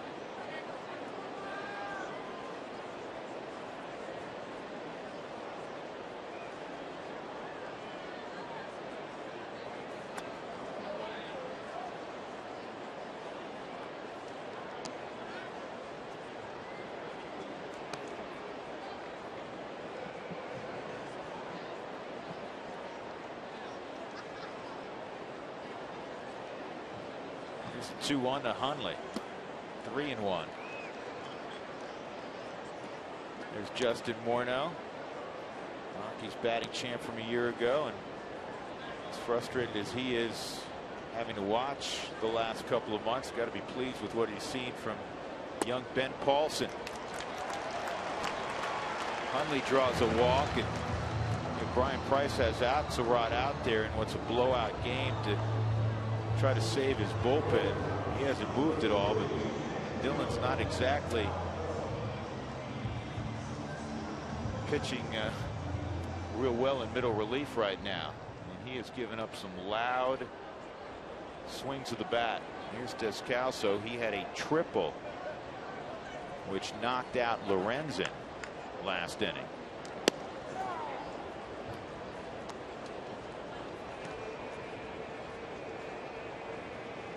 This role, the right-hander just got up in the pen for Cincinnati. Yeah, I mean, sometimes in this role, you just got to wear it.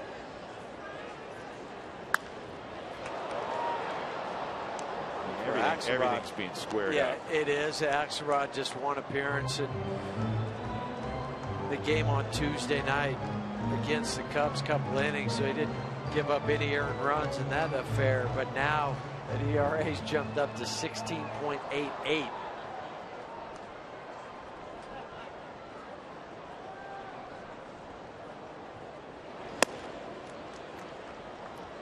If you missed it, Zach Greinke had his shutout streak for the Dodgers end today at 45 2/3 innings. Did you see who did it? Who broke it up? Well, I know Kirk Neuenhuis is the one who scored the run. Jacob deGrom. On a bouncer to first. This ball's in the air to left field. Bird will make the catch. And he leading off, Kirk Neuenhuis out of Denver Christian High School. He had the 3-homer game a week or so ago. Got hit by a pitch. Plawecki had a base hit behind him, but the ball was bobbled by Jock Peterson, which allowed Neuenhuis to go to third. And then There was a bouncer by DeGrom to Adrian Gonzalez. He fired home. It was a bang-bang play. They wanted to review it, but after the Dodgers video group looked inside, they didn't challenge. And that broke up a string of 45 2/3 for Greinke without giving up a run. The Mets eventually beat the Dodgers 3-2. DeGrom went 8 shutout. Didn't get a decision, though, as the Dodgers rallied for 2 in the 9th. Well, now Kershaw has a little streak of his own in the 20s. 27 consecutive innings. Pretty ridiculous with those two, huh? Yes, it is.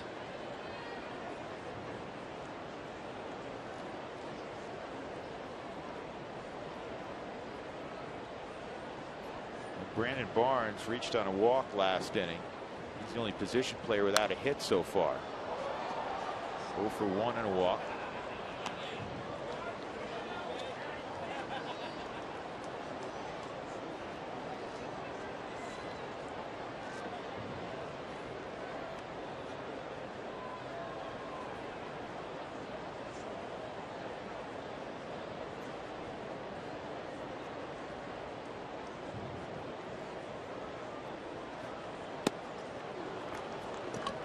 Barnes strikes out, 2 outs. Now to bring up Kendrick. It's time for you to tweet us your strongest fan photo. Use the hashtag RMDataStrongFan, and we'll show you potentially in an upcoming game. It's brought to you by T-Mobile.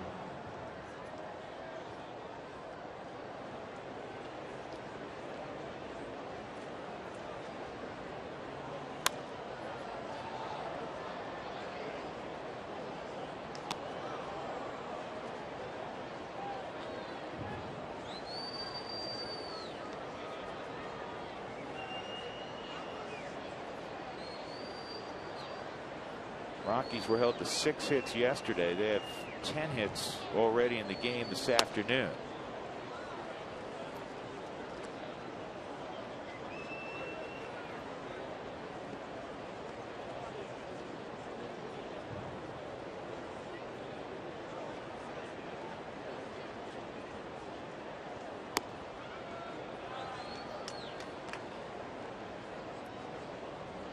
You're wondering what Lorenzen's ERA jumped to. Came into the game at 377 and went up to 458. It's almost a full run. That's hard to do this late in the season. Strikeout at Kendrick ends the inning. Rockies tack on another. Ben Paulson's second home run of the day. 13-4 Rockies.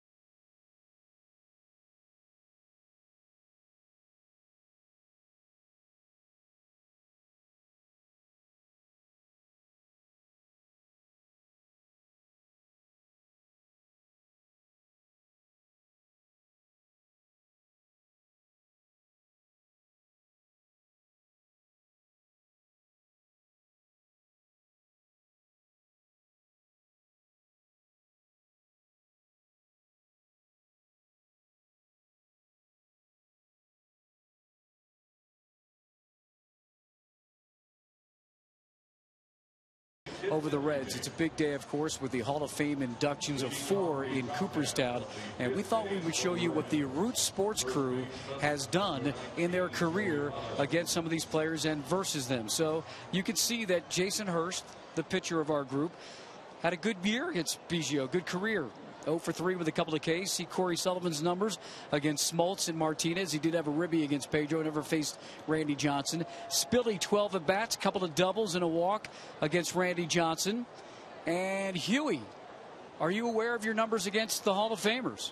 I didn't realize I was 2 for 6 off of Pedro. I knew I did get a hit off of Smoltz and only a couple of appearances against Randy. But hey, I'll take that 333 average against Pedro. Take that, Hall of Famer. Take that. And Randy Johnson, of course, was your first roommate. Yes, he was in the big leagues, and also the very first guy that I had to face when I stepped off the plane for the first time in minor league camp. The next day I get there and I'm facing this big guy throwing from the left side. I said, man, I'm in trouble. He's throwing way too hard, and I've got to try to bunt against him.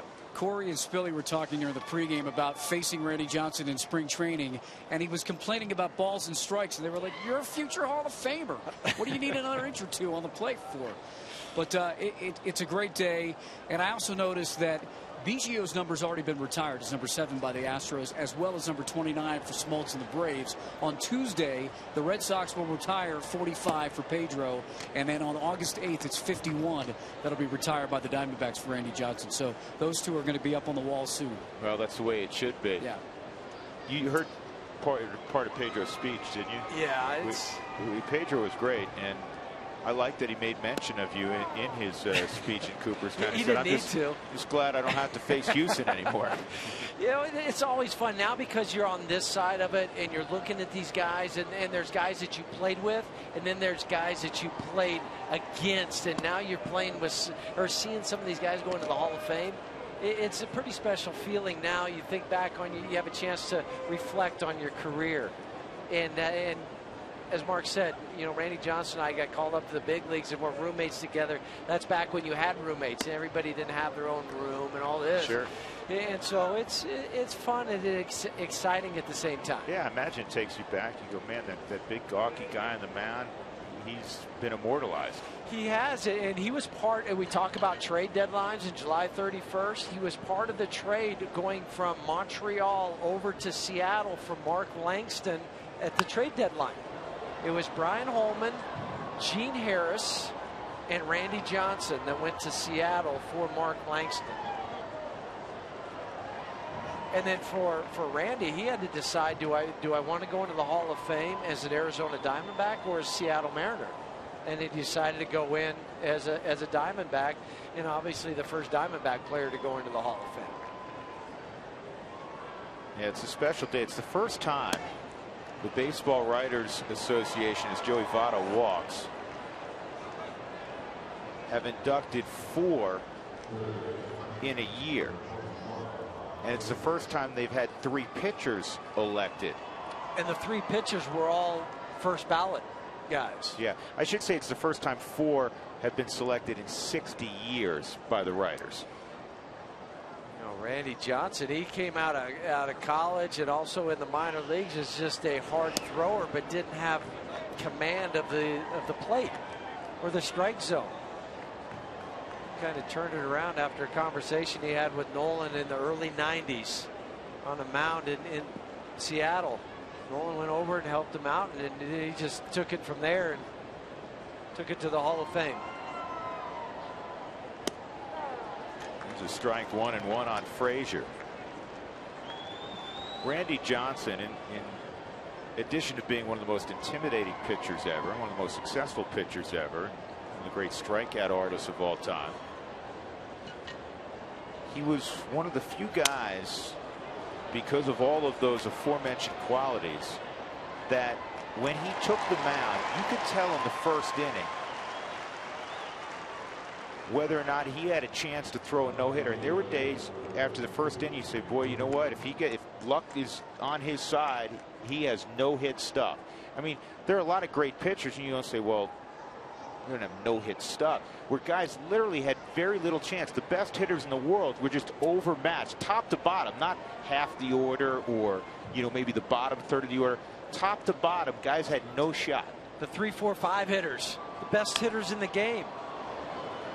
Randy had that kind of ability. And this is going to get around Barnes. Brandon did not want to lay out. Votto's going to score, and Bruce is going to have a double. So it's 13-5. That was a tough play for Barnes. He had to make the decision whether or not to dive, and when he said, "I'm not going to dive," he tried to change the angle. Unfortunately, the ball bounced over his head. Well, and then he just reached out with his bare hand to try to get it. And by the time he did, it was by him. If you put your glove up, you're going to have a better chance to at least knock it down. Marlon Byrd 0 for 2, fly ball to center and fly ball to left.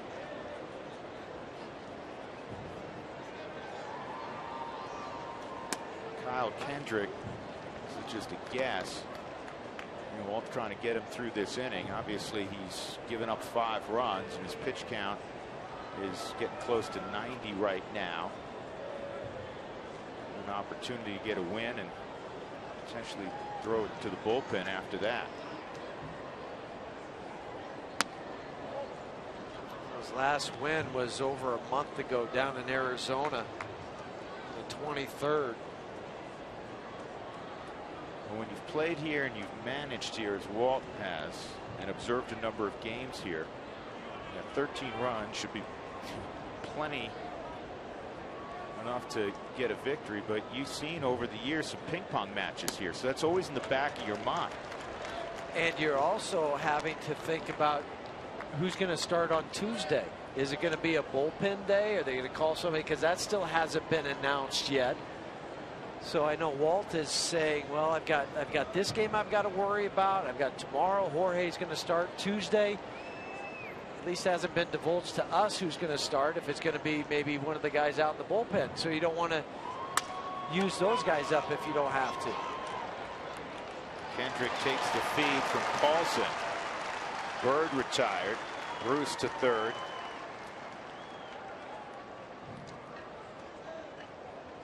And the fourth member of this distinguished Hall of Fame class, of course, is Pedro Martinez. Pedro on 219 games. His winning percentage of 2/3, 667, is the 5th best all time. He averaged better than a strikeout per inning pitched. That's the 3rd best mark. 3 different times he was the Cy Young winner. And he's the first Dominican to go into the Hall since Juan Marichal back in 1984. And there should be, I would think, in ensuing years, a number of his fellow countrymen to enter the Hall of Fame as well. 91.1% of the votes he received. Another first ballot Hall of Famer. There were a lot of scouts, and you remember competing against Pedro. There were a lot of scouts that didn't think either A, he could make it at all because he was so slight, or that he would really break down because he was slight and he threw so hard. And he defied all odds and against conventional baseball wisdom, and he became one of the dominant pitchers of all time. And I know he's just worshipped down in the Dominican. Whenever I go down there, he still talk about Pedro Martinez, and rightfully so. Suarez. Pedro having fun with the big unit, huh? So who else would think about putting rabbit ears behind somebody else at the Hall of Fame induction? That's classic. Right? That's great. And Suarez fouls his pitch off. There's something to be said for not taking yourself too seriously, even in big moments, right? But he was a big moment pitcher. Oh my goodness, wasn't he?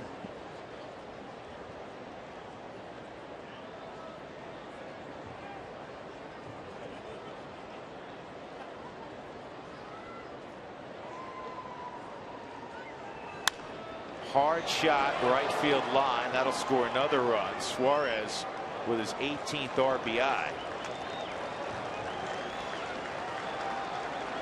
On the single, it is now 13-6.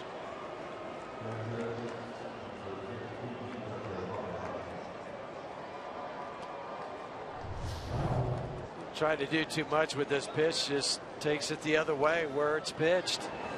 Been playing off the line. Part of the the design, try to take away as many areas as you can, and then Suarez just kept it a couple feet inside the line. Barnhart's been a tough out for everybody of late. Tucker's 2 for 2.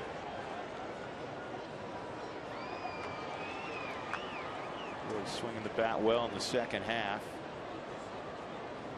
He's been on base every time he's been up because the Rockies walked him 3 times the other day.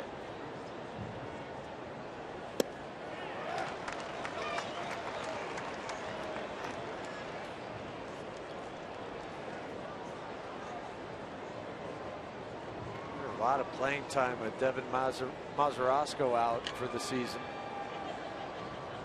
Knee injury. Mazerosko, one of the better offensive catchers in the game.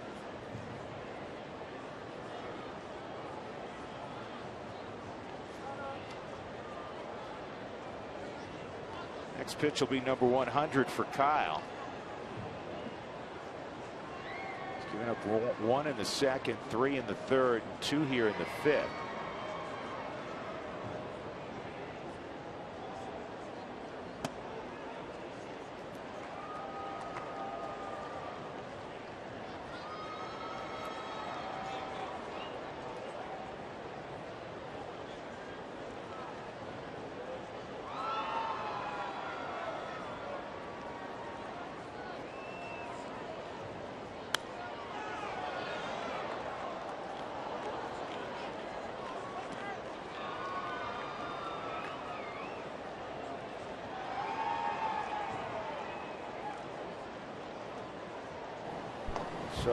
Gonzalez Germain the other day. He's getting loose. Apparently he'll be next. Next pitch will be number 102 for Kyle.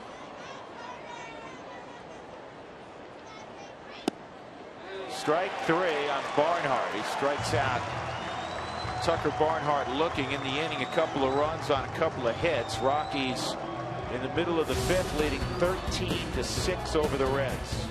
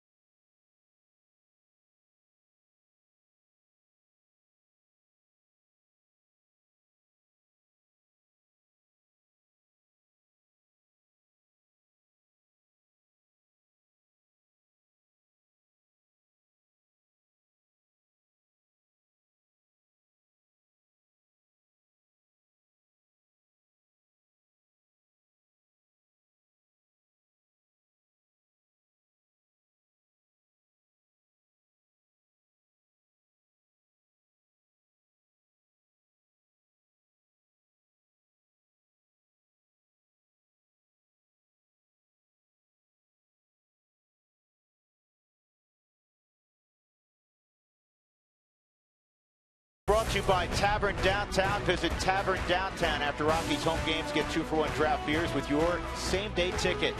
By Xfinity, your home for the most live sports. And by Clean, Crisp Coors Light.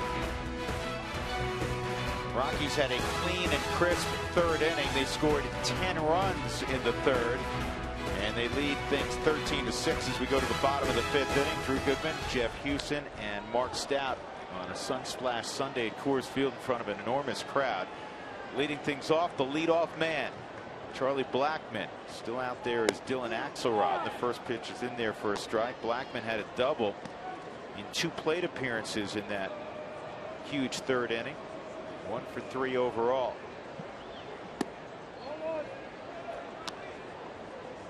"13 men came to the plate for the Rockies in that third inning.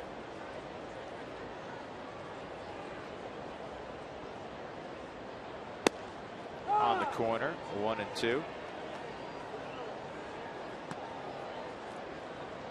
It's the 8th time the Rockies have scored 10 or more runs in a game this year. 13 is the season high.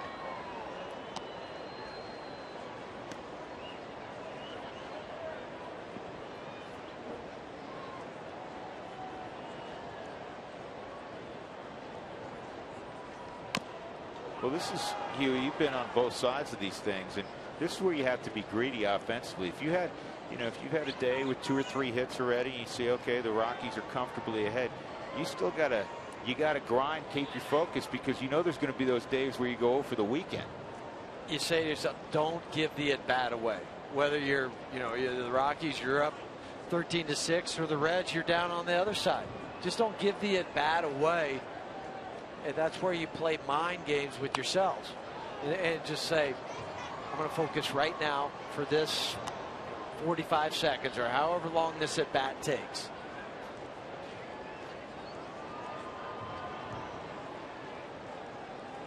If you have 3 hits, get that 4th. If you're the Reds, if you don't have one, think you got to get one. Well, Charlie's trying to make it 2 days in a row that he lined the ball into the Mountain Ranch Club. He just hooks it too far.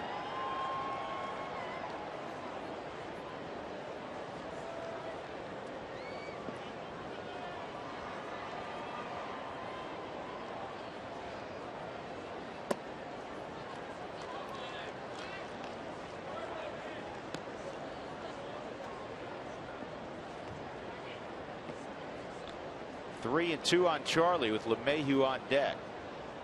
Outside. Good at bat for Blackman. Well, DJ LeMahieu coming up. We showed you Justin Morneau, the Rockies first baseman, who's trying to get back on the field. Justin was talking about how DJ has evolved as a player at the big league level. Sometimes it takes a couple years in the big leagues to figure out what kind of hitter you are, and I think he's really started to figure that out, and he's going out there playing to his strengths, and it's been fun to watch because you can kind of see that growth even over just the last year and a half that I've been here.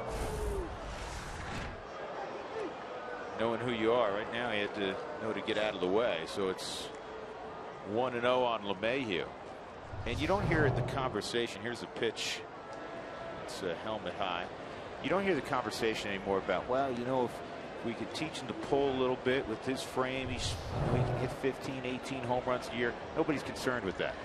No, because he is not concerned with it. Nor should he be. Nor should he. But as I mentioned in our open, sometimes people are saying you should be that, so you think you have to be that type of player. And it does take you some time to say, well, I would like to be, but I'm not, so this is who I am now. And I think that's where DJ is at the point of his career, saying, you know what, if I hit 8 to 10, that's going to be a big year, but I'm going to throw out a lot of base hits though. And Charlie Blackman, who cuts the bases as well as anybody in a Rockies uniform, goes first to third again. And DJ, wearing out right field, has his second knock of the day. Again, he's got a 16-game hitting streak. First and third, nobody out for Cargo. And 109 hits for DJ. Fights this ball off really inside out. This is, if you were going to look in the dictionary, say, show me a classic inside-out swing, it would be this one from DJ. Charlie hustling into third. Cargo, like so many in that Rockies lineups, had a big day. Cargo, an RBI single and a 2-run home run in the third. He's also walked and scored. The home run came on a 3-2 pitch, and it was vintage Cargo. Vintage, because he drops the bat, and vintage because it went so deep into the visitors' bullpen. 2-0. Tell you what, Cargo may get on the plane later this evening with a 270 plus batting average. Nobody's hit more home runs since June the 5th.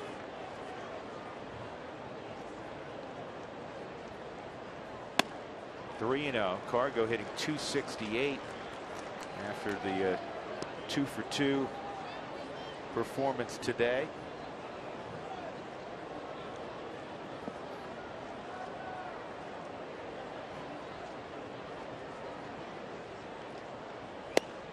Rio's in there, 3-1. Rockies have scored in every inning but the second.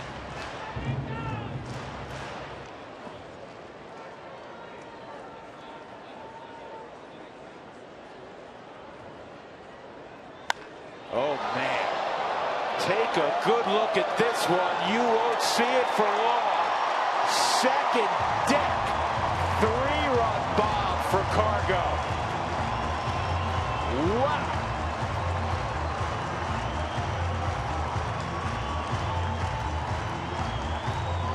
You know what? We've said it for years. He is a freaky talent. He struggled for 2 months. But All-Star Cargo's back. 6 RBIs on the day, and it's the 5th inning.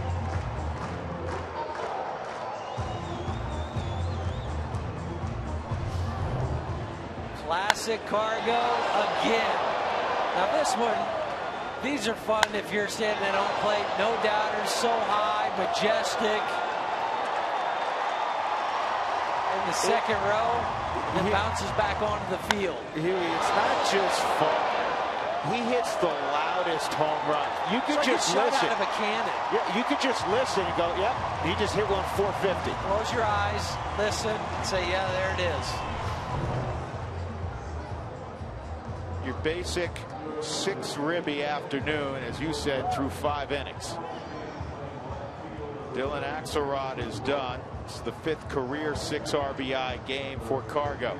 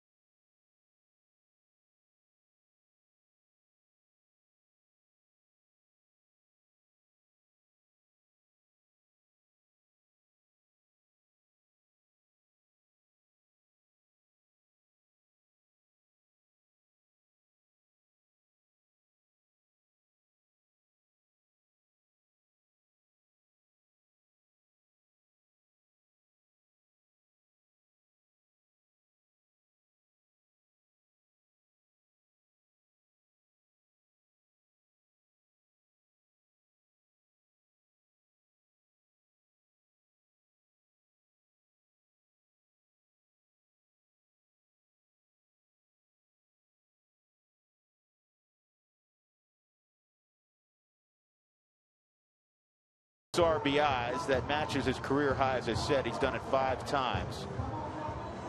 It's his 12th career multi-home run game and his first in a long time since Friday. Got 4 bombs in the series. And 4 no doubters. Yeah, he doesn't hit wall scrapers, does he? No. Some changes for the Reds. Jason Bourgeois is now in the ballgame. He's in left field. Marlon Byrd comes out. Nate Adcock will take over on the mound. He just was recalled not all that long ago from Louisville, and Nolan Arenado will come up. He was a closer for the Louisville Bats. Team high 11 save and 16 chances down there in the IL, the International League.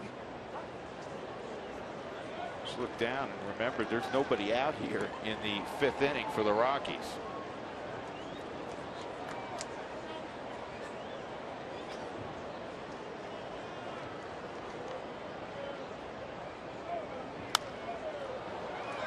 Nolan has a 2-run home run in the game. He's 1 for 3.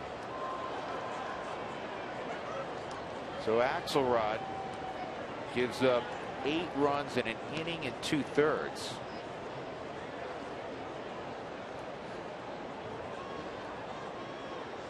This kind of seemed like a home run derby. But it does from Cincinnati's perspective. Yeah. Been on both sides. 1 and 2.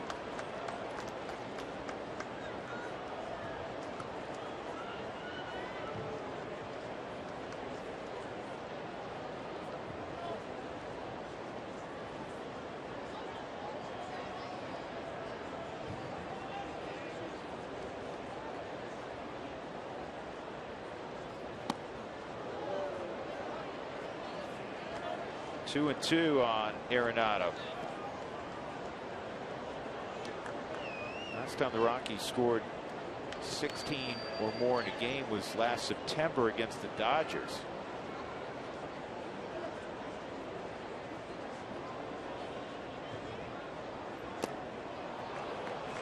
And Nolan's got 1 out in the 5th inning. That'll bring up Ben Paulson.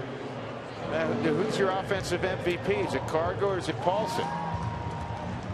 Well, I would probably give it to Paulson just because Cargo's had it before. I know it's tough to beat a couple home runs. It's 6 RBIs, but Ben has 2 home runs.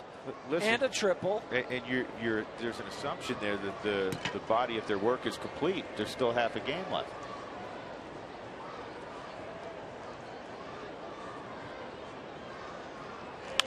Paulson, I told you, he's wary of that. He just knows he has to add to the resume, and now he is a double shy of the cycle. 2-run triple, home run, single, and he knows it. And everybody in the dugout knows it. And he figures to get it at least 1 more at bat. Yeah, he's going to stay in the game, and most guys have been trying to get greedy and try to hit their 3rd home run. He doesn't. Takes a single the other way. Yeah, I was going to say Louisville. Cincinnati's going to play back. They kind of conceded, not holding a runner on in the 5th inning. Nick Hundley 1 for 2 and a walk. I'm not sure Cargo will get another at bat. You might, if the score stays this way, get him off his feet the last 2 or 3 innings.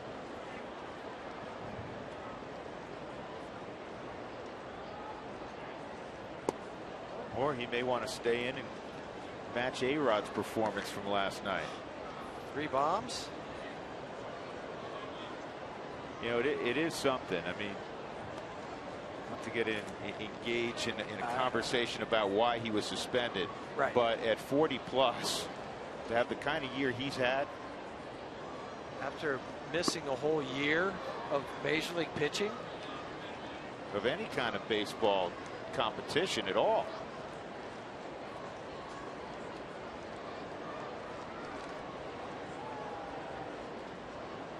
One-two on Nick. Career day for Ben Paulson. Career high in RBIs. Career high with 4 hits as well.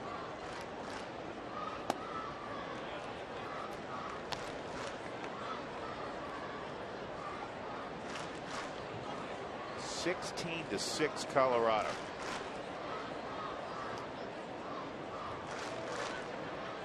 Hit 5 home runs in the game. 2 for Cargo, 2 for Paulson, 1 for Arenado.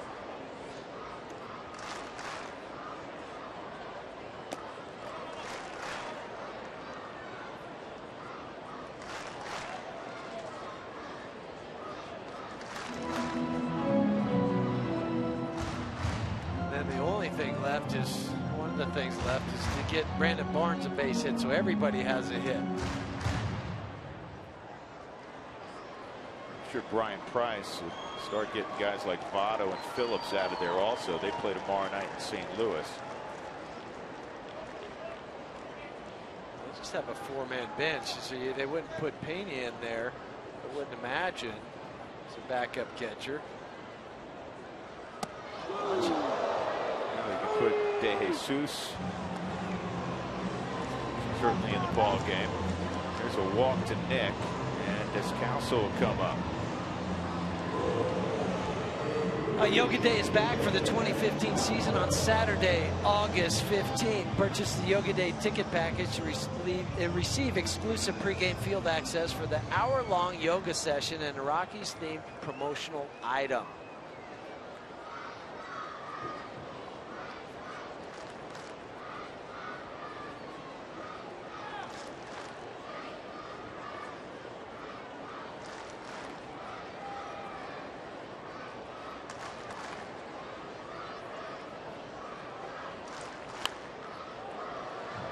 Descalso an RBI triple in the 3rd inning. A couple of fly balls to deep left as well.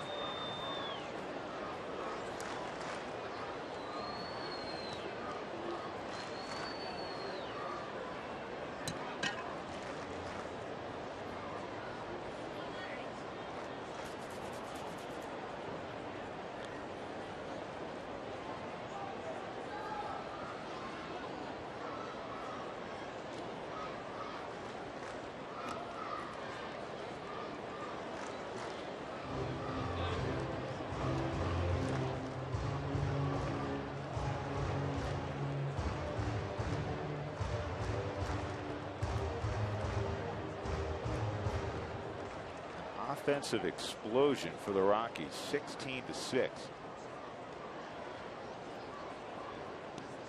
Been a while since we've had one of these days, one of these games. Yeah, it seems like they have not been as frequent as we've seen in summers past.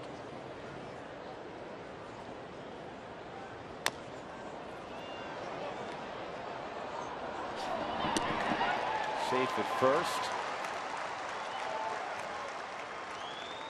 So with 2 outs, Brandon Barnes will take his turn.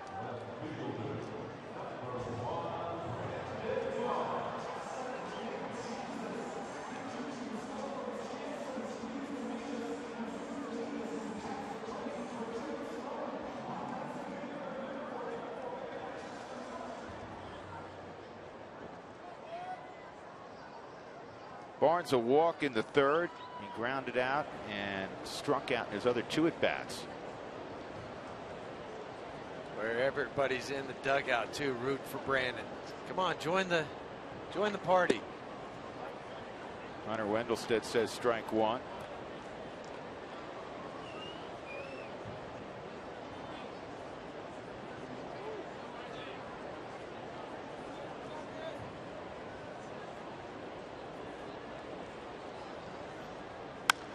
And boy, that's a bad break.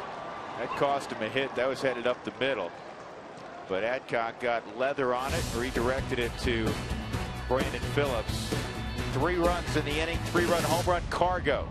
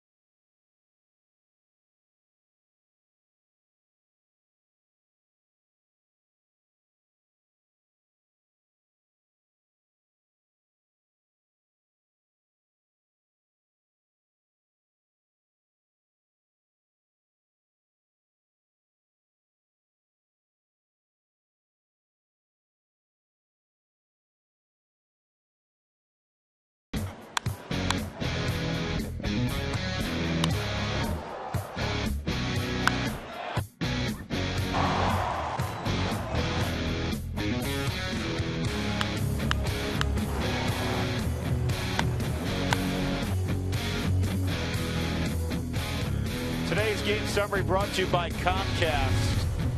I need a calculator. Look what the Rockies have done offensively. They've hit 5 home runs. They have 16 runs. Ben Paulson, 4 for 4, double shy of the cycle, a couple of home runs. Cargo, a couple of home runs. He's driven in 6. He's 3 for 3 in a walk. Nolan Arenado, his first home run in almost a month. And you get the picture. Gonzalez Germain is on the mound now for the Rockies in the 6th inning, and he's facing Jason Bourgeois. The numbers for Germain, and that includes his work with Detroit, or with Chicago, excuse me. Gonzalez, one clean inning yesterday.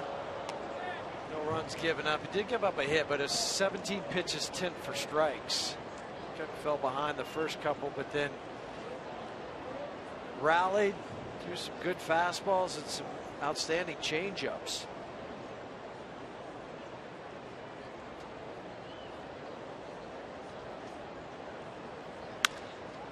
And Bourgeois with the base hit up the middle. Just came into the ball game last inning for Bird in a double switch. That'll bring up Billy Hamilton.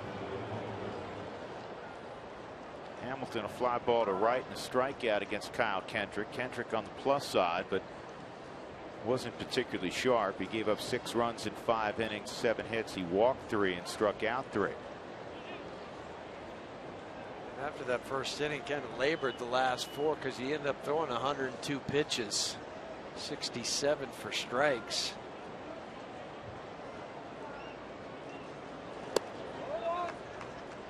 Hamilton, prior to his 3-hit performance yesterday, was 3 for his last 28 out on the road.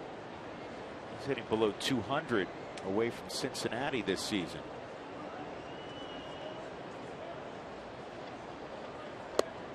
And 2-0, and one more pitch out of the zone. Nick Hundley's going to go out on a sprint to Germain and say, hey, look up at the scoreboard. Let's pound the strike zone. No freebies. There have already been 8 walks between the 2 clubs in the game today. 5 by Cincinnati and 3 by Kyle.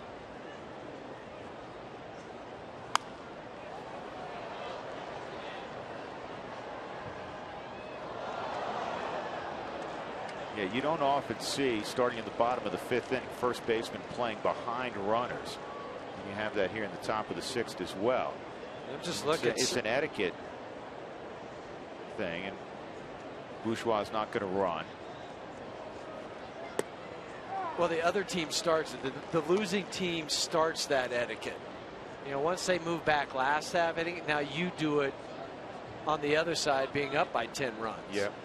But he's going to go back to those walks. There's 8 walks in the game. 6 of them have come around to score. And it's 3-2.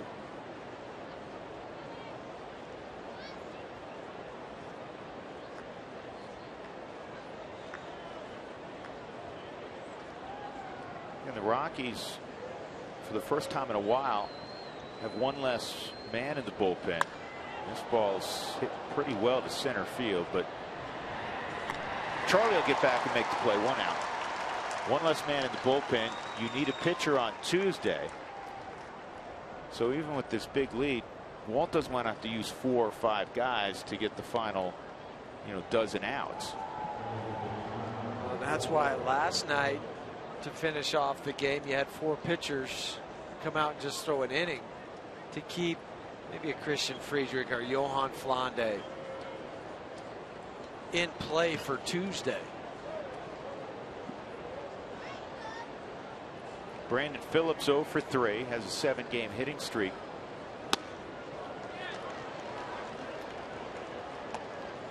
Between Brandon Phillips and the guy on deck, Joey Votto, those guys have started 900 and make it today 916 games together, most in Reds history. The only tandem on the right side that has started more games together in the league.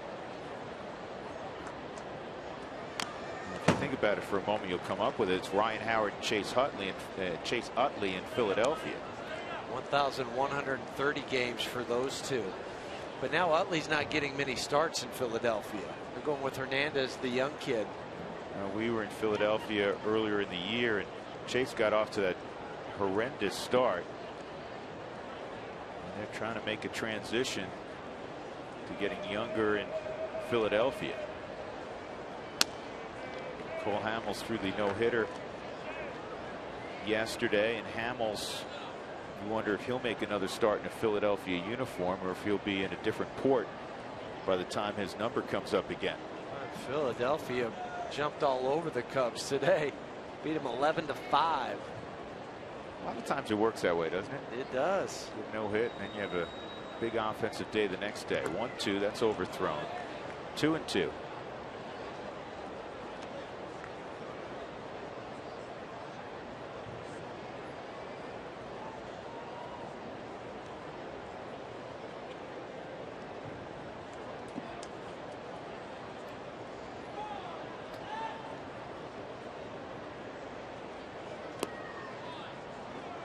Misses badly also. Jason Hamill took the loss for the Cubs today. 3 2/3. 8 hits, 6 earnings.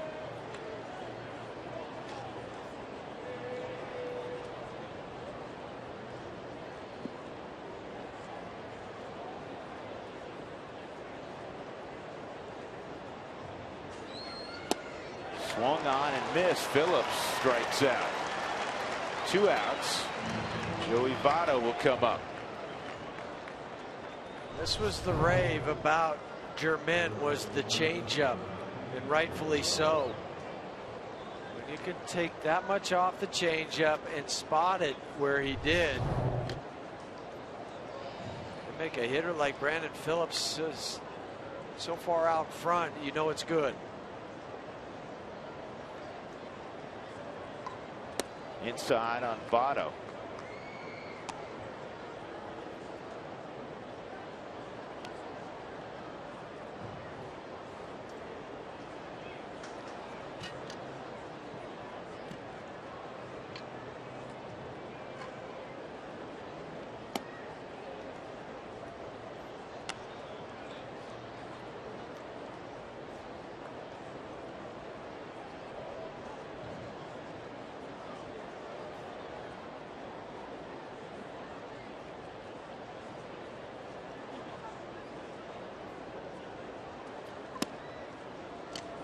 (3-0) on Votto. How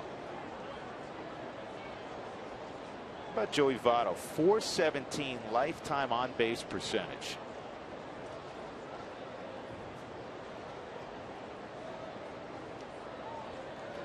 See who's second on that list? Albert, 400. Yeah, I want to talk about Albert for a moment, because in the Angels game today, it's not over. They're in Anaheim. They're beating up the Rangers 11-4. Trout, by the way, hit another one. He's got 5 ribbies, 31 home runs now. You know what Albert did today? No telling. He stole his second base of the year. That gives him 100, doesn't it? 100 on the button for his big league career. But he also joins an impressive list of guys that have a 300 average, 500 home runs, and 100 stolen bases. I'm wondering, Doug, because he has 500 doubles also. Is there anybody else in that group? Did Willie have 500 doubles? I don't know if Willie had 500. He may have. Henry Aaron. It's a good club to be in, and there aren't a lot of members. And you have a secret handshake, and your own special clubhouse. Pretty cool. Yeah, and you get your own special robe. Right. 0-1 on Frazier. Todd 0 for 2 and a walk. Monogram name on the back. Plush chair to sit in.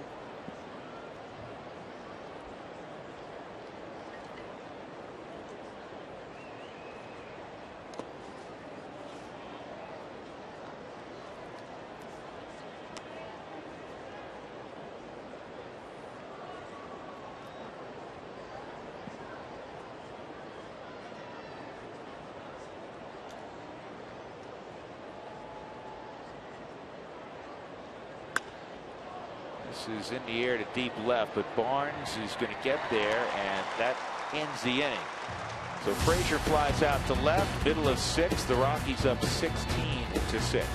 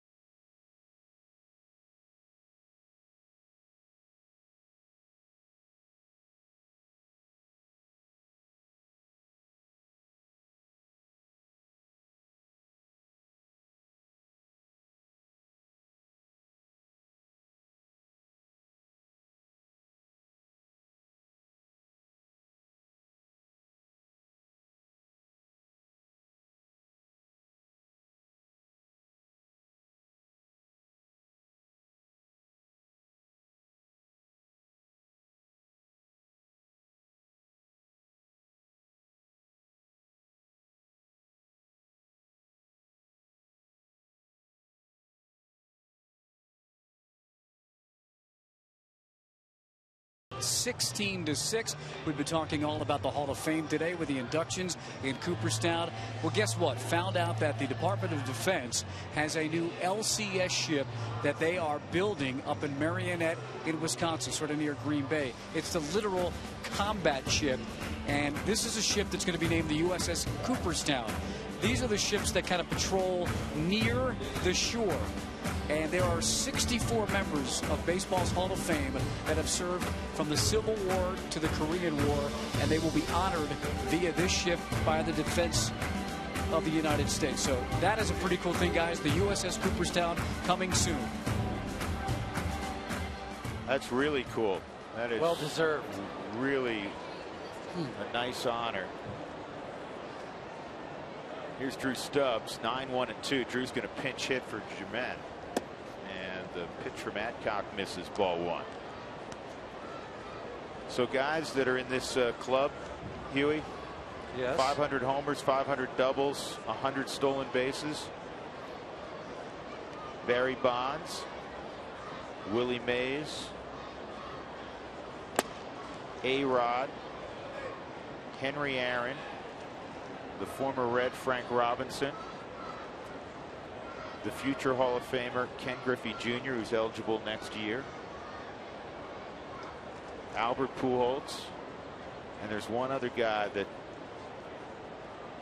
I don't think most people would get. Hall of Famer, obviously. If you're in all these numbers, you're a Hall of Famer. First baseman.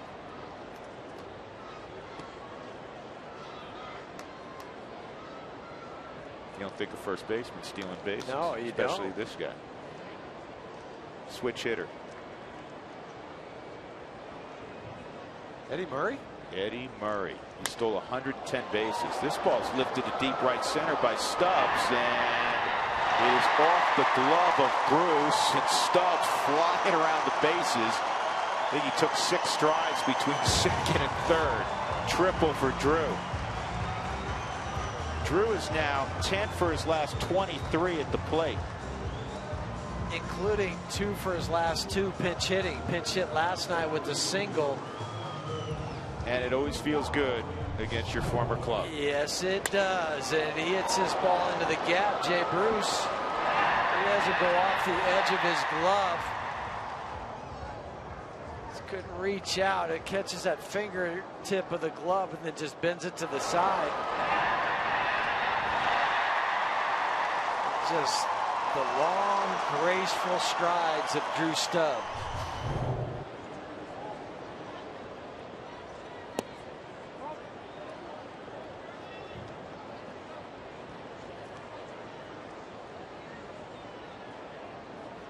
Charlie at the plate. 1 for 3 in Milwaukee, scored a pair of runs. Everybody in the Rockies lineup today, their original lineup, is scored, including Kyle Kendrick.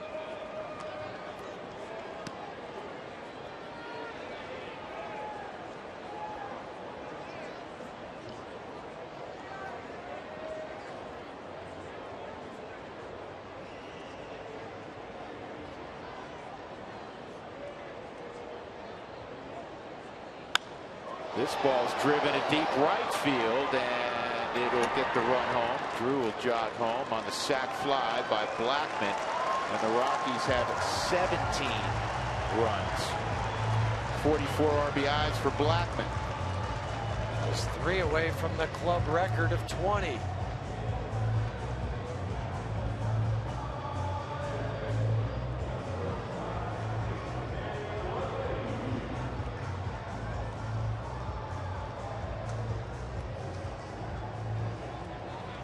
That 44 RBIs from your leadoff hitter.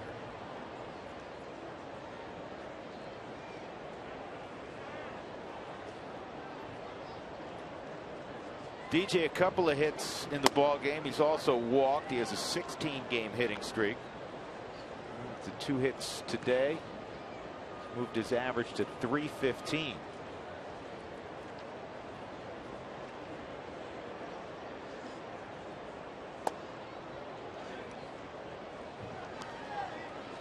At the start of the day, Paul Goldschmidt had the lead at .345. D. Gordon next at .338. Bryce Harper at .331. Yunel Escobar at .325. Then Posey at .320. Gerardo Parra .317. Panic .315. LeMahieu started the day at .312. And A.J. Pollock and Troy Tulowitzki were tied for 10th at .305. Troy being given the day off. A couple guys. Yeah, and Corey Dickerson. Not a surprise on either one. And, you know, Corey, first 2 games back. No issues with the foot. But you're not going to run him out there. Keep it that way. You know, day after day, at least initially. The right-hander tomorrow in Chicago, Kyle Hendricks.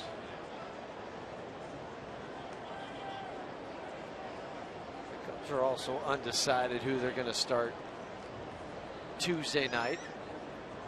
They're also a TBA.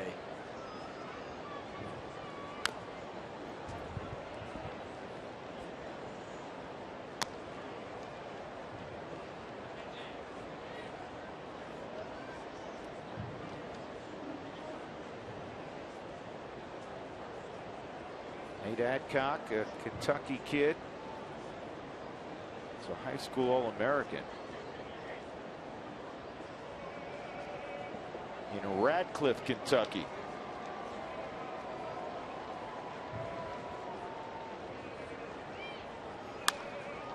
And that's going to go foul.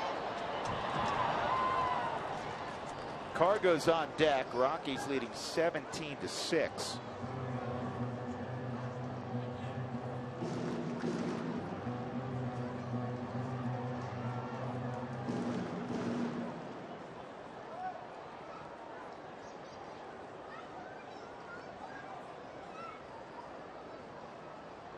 Doug has handed me the most useful note he has given me in weeks. To second base.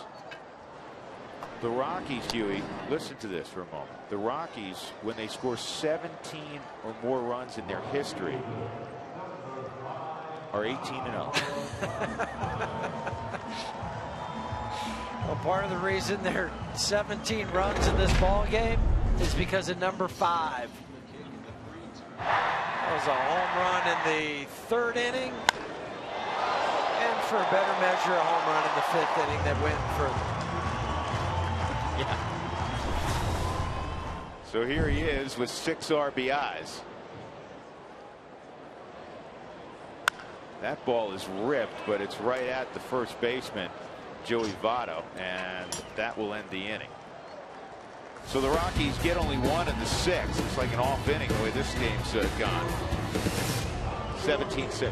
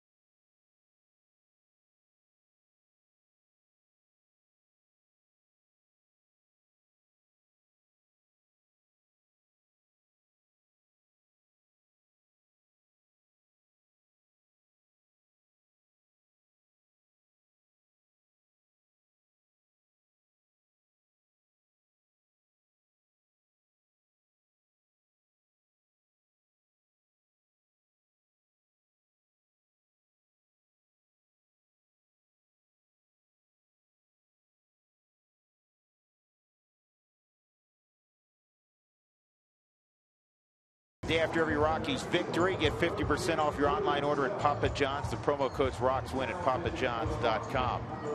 Christian Friedrich's going to take over for the Rockies in the 7th inning. Gonzalez Germain pitched 1 inning. And Drew Stubbs stays in the ballgame in center field. They'll give Charlie Blackmon the rest of the afternoon off. This is following the script, at least coming out of the pen last night for Walt Weiss. Germain comes in for an inning. Christian Friedrich is coming in for the top half of the 7th inning. Last night, to get through his 1 inning, pretty taxing because it took him 3 pitches. Gave up a base hit, then a double play, and a ground out. 3 pitches, 3 strikes, 3 outs.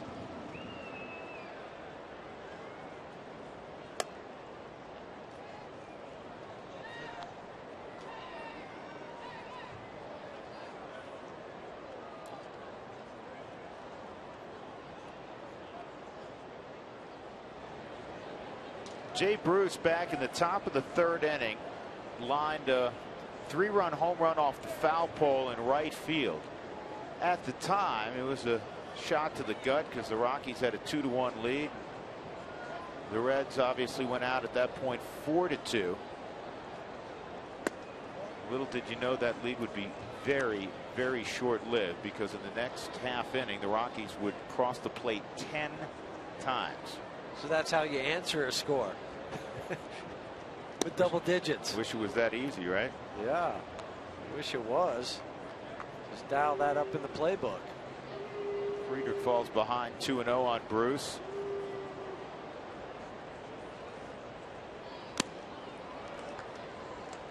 Two and one. Wasn't your prototypical 2-0 swing.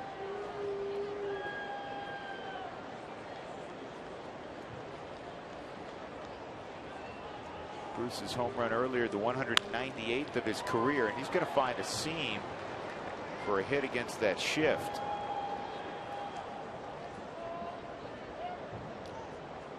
The Rockies are seeking nominations for the 13th Annual Adult Leadership Award. This award recognizes individuals who have demonstrated a commitment to the Hispanic community. Visit Rockies.com/leadership for more information. Nominations are due by the 7th.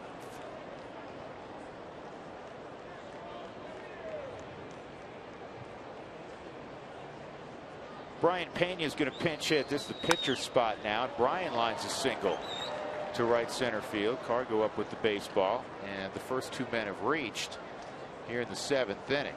You know, the Rockies fortunately have a huge lead, but they have not pitched well this afternoon. There's been one 1-2-3 inning, and that's way back in the first frame when Kyle Kendrick got Phillips, Votto, and Frazier in order.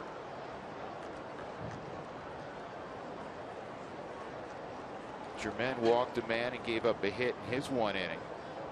Kendrick, who's obviously on the plus side, 5 innings, 6 runs, all earned, 7 hits. And now the first 2 have reached against Christian. In the last 4 innings, the leadoff hitter has reached base for Cincinnati. Hey, Eugenio Suarez at the plate. 23-year-old middle infielder. Get an opportunity to play quite a bit with Zach Cozart out for the year.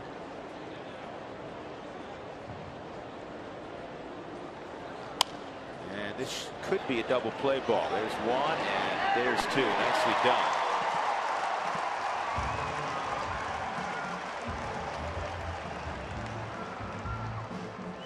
That's how to use your infielders.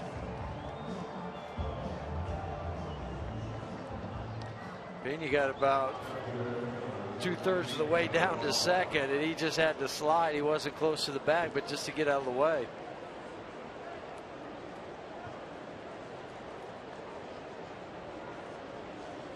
That'll bring up the switch hitting catcher Tucker Barnhart.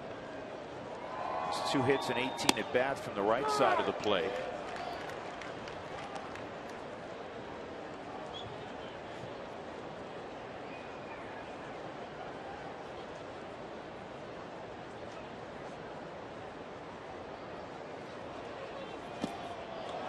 2-strike count on Barnhart. Barnhart's from Indiana. And in high school, he was a young catcher, and there was an upperclassman on his team that had a really good arm. And he got to catch him for a couple of years. A fellow by the name of Drew Storen. Heard of him.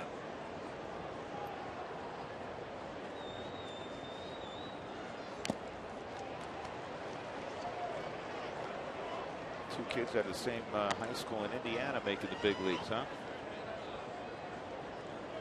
So you got the guy throwing hard out on the hill, and then a catcher behind the plate that could stop any running game. He's going to block the ball. Probably a pretty good offensive player, too. Oh, yes. Another 0-2. And a ground ball to the right side. Christian does a nice job bouncing back after the 2 hits began the frame. Stretch time at Coors Field. The Rockies enjoying a 17-run performance today. And we'll stick around for a rendition of God Bless America on this gorgeous Sunday in the Mile High City. Enjoy, everybody.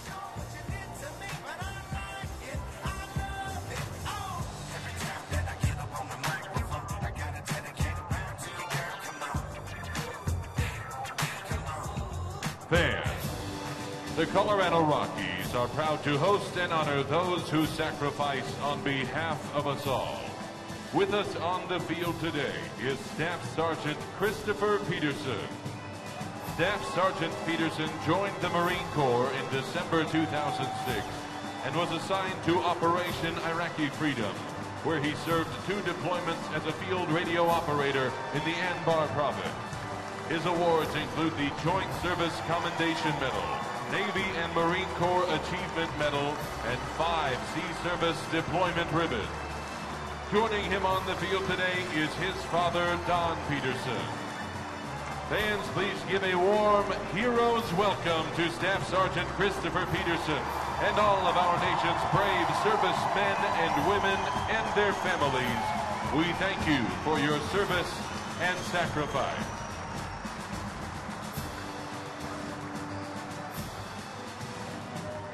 Fans, please rise as we honor our great country with the performance of God Bless America. Performing God Bless America today, representing the United States Air Force Academy Band, is Senior Airman Kristen Casanave. Please welcome Senior Airman Casanave and join her by singing along to God Bless America.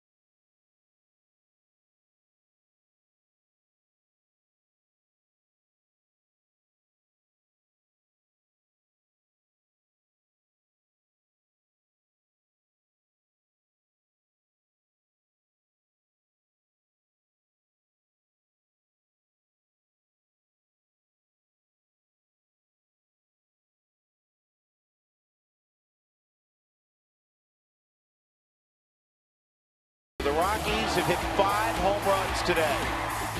Cargo has a couple, including 6 RBIs, and Ben Paulson, who will hit second in the inning, has a couple as well.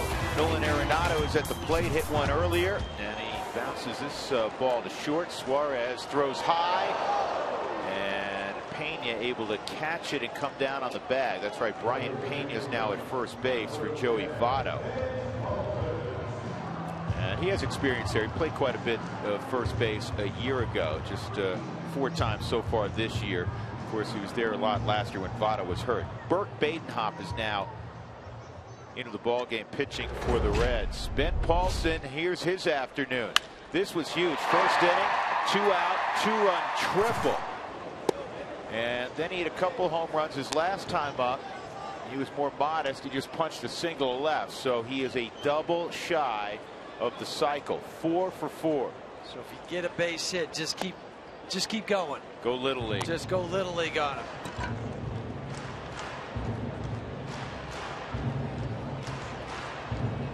And we've already seen a cycle this week at Coors Field.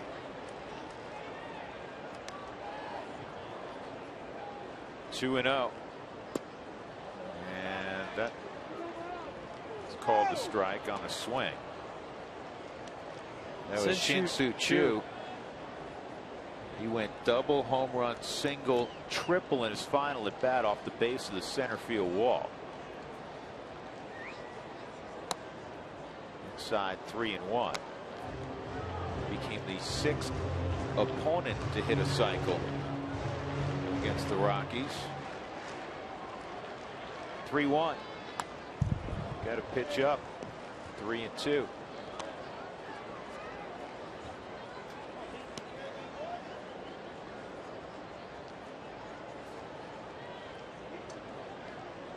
Mad at himself for missing that pitch.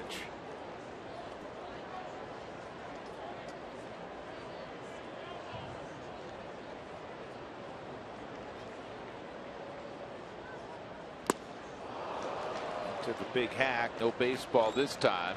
Strikeout of Paulson. 2 outs. That'll bring up Nick Hundley, and a lot of the folks in the crowd giving a nice round of applause to Paulson as he goes off. And you know what? If you're baseball savvy, you ought to give him a big round of applause. You should. You've been sitting here. You watched all of his at bats. You know what he needs. But you can still give him some applause for still having a 4-hit day.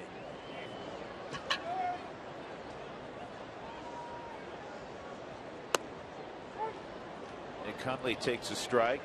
Nick's been on 3 times in the ball game. 1 for 2 and a pair of walks.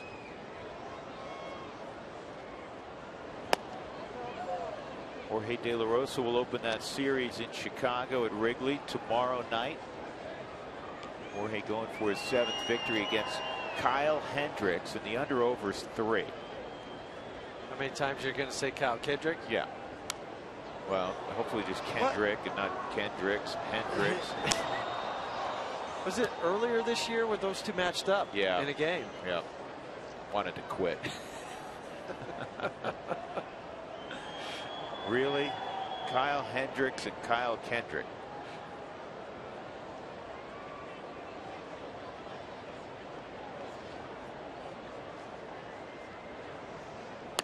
The late Ralph Kiner, who was loved by all Mets fans, and well he should be, would have said, and they're not related. Dougie used to work on Kiner's corner. Doug's a legend. Where's the Kiner's corner set, I wonder? It's probably in this. It's probably in the Guggenheim now. No, well, that's down in Washington, so they put it somewhere in New York. New York, sorry. I was just thinking just because it was so iconic. Yep. This is back up the middle, and it's off to Suarez. I think Badenhop got a piece of that, so it's 1-6-3, a 1-2-3 inning, the 7th for Cincinnati, 17-6 Rockies.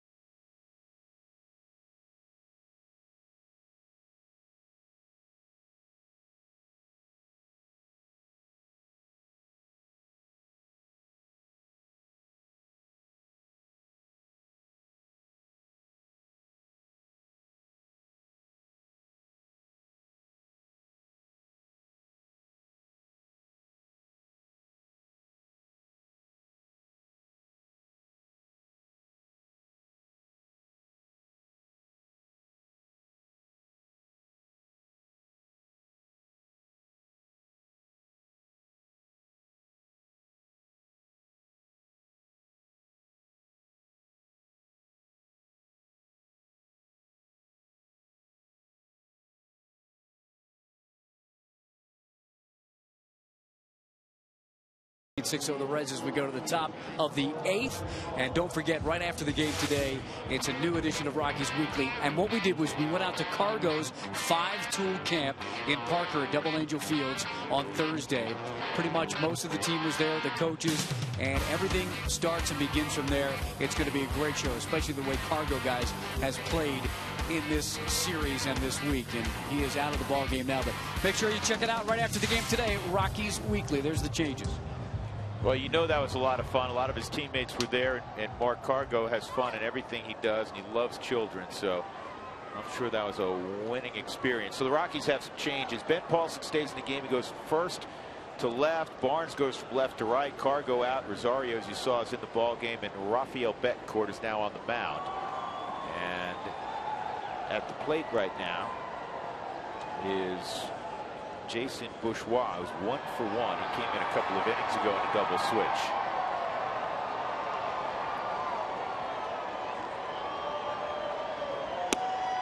And Raffy has the first pitch in there for a strike. And back-to-back days for Raffy. Pitching yesterday inning, 2 strikeouts. Pitched the 9th.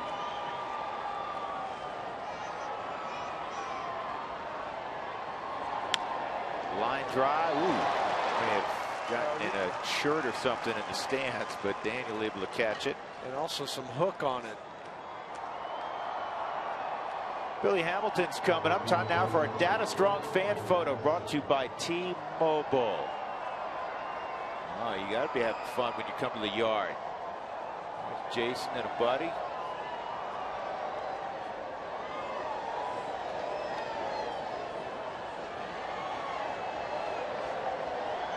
Hamilton's 0 for 3.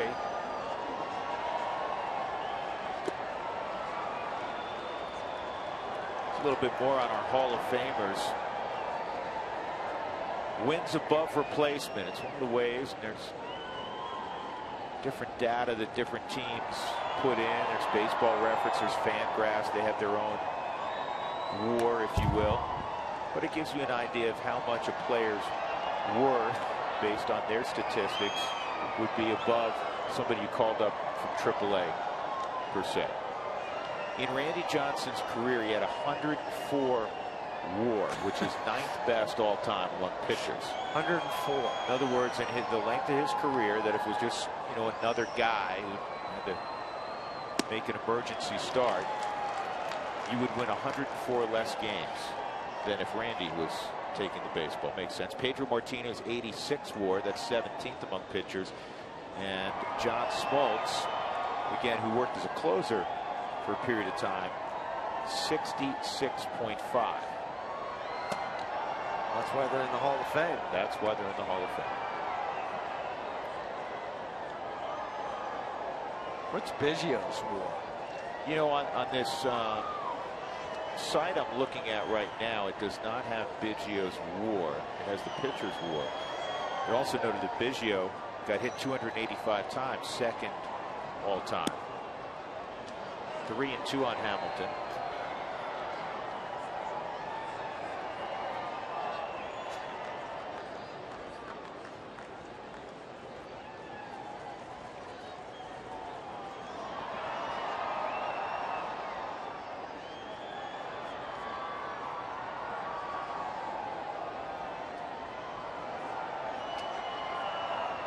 Biggio, this ball's lined to left center field. Paulson's out there, 2 outs. Biggio, 65.1 WAR. Pretty nice WAR for all 4 of those guys. Folks, if you're on the road traveling and want to watch your Rockies, you can do that. You subscribe to MLB.TV Premium for live or on demand on over 400 devices. Real-time highlights, live look-ins, pitch tracking, and more. Don't miss a game. Hi.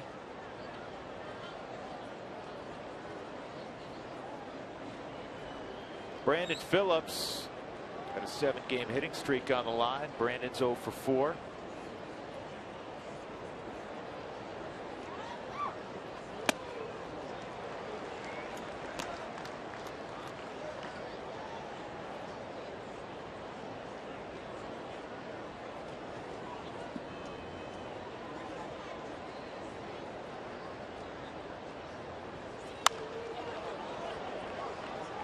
got himself an 8-game hitting streak as he rifles one to right.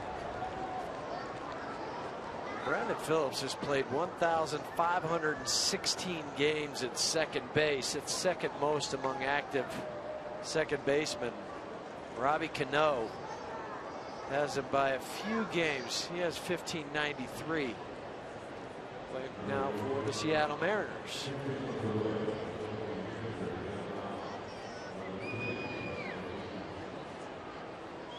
This is Ivan De Jesus Jr.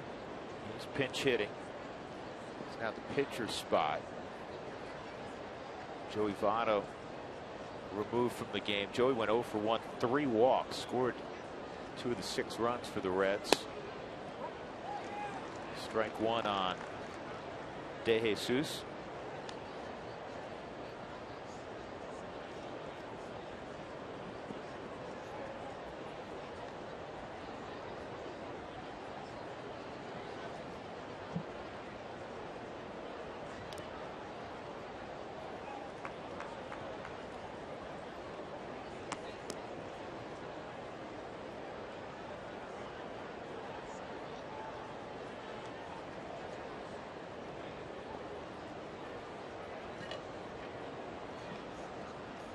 Dad played for the Dodgers, Cubs, Phillies, Cardinals, Yankees, Giants, and Tigers.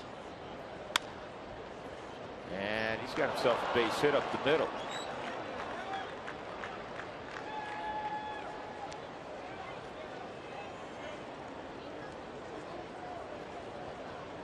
Todd Frazier won't hit. It'll be the veteran Skip Schumacher.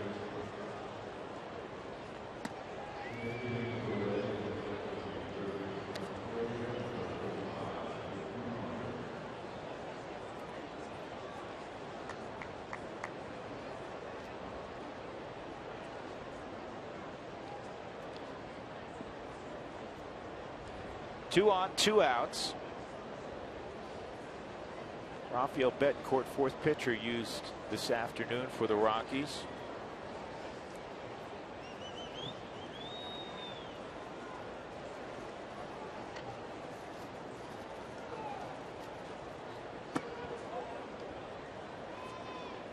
Friday night off the bench, Schumacher had that run scoring double to tie the ball game in the 9th inning. That set up Charlie Blackmon's 9th inning heroics, bottom of the 9th inning heroics.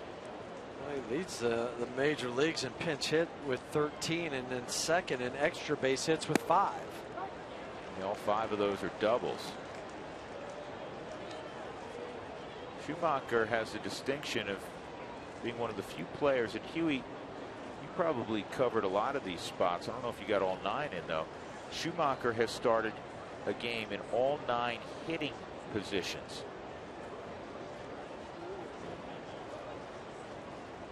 Not sure I ever hit 3rd or 4th. But most of the other ones, right? Yes, most of the other ones definitely did. I'll tell you something else about Skip Schumacher. He's obviously played all 3 outfield positions, and then he was converted to, with St. Louis. He played second base. He's been on the bump in games like this 4 times in his career. I never did that. Warmed up a couple times, but never got into a game. What kind of arsenal were you going to go with? A slow fastball and then a slower forkball. Oh, so you throw the splitty, huh? Yeah, I was hoping I'd throw the slow one. They would hook too foul, and then throw them the split. That was my game plan. And you were going to point if you punched somebody out, weren't you? I wasn't going to do that. I was just going to make sure that they didn't hit it back up the middle is what I was going to make sure they didn't do. Stay away from that low and away pitch. Yes. Swung on and missed.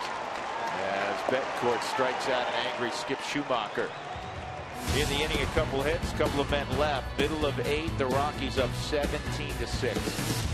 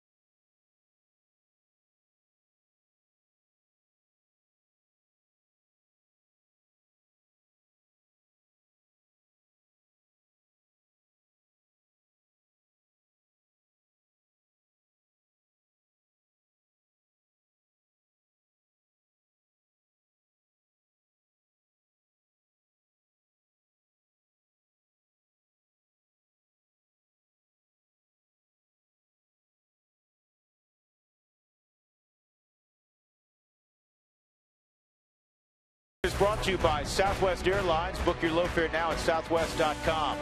By Mike Shaw Subaru, always our lowest price in sales and service guaranteed. And by StubHub, a Rockies fan.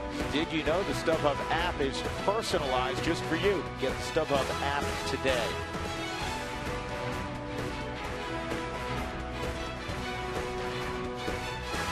One Sunday afternoon, the Rockies have pounded the baseball. 5 home runs, a season high 17 runs in all. As we go to the bottom of the 8th inning with Jeff Houston and Mark Stout, I'm Drew Goodman. And naturally some more changes to tell you about. Cincinnati trying to get more of their regulars off their feet. De Jesus stays in the ball game at third base. Frazier obviously out. Skip Schumacher goes to second base. And the former Rocky farmhand Ryan Matthews, who gave up the run in the bottom of the 9th when the Rockies walked off the Reds on Friday night, is out there. Daniel Descalso will lead things off for the Rockies in the 8th. He's 1 for 4, triple to drive in a run in the 3rd.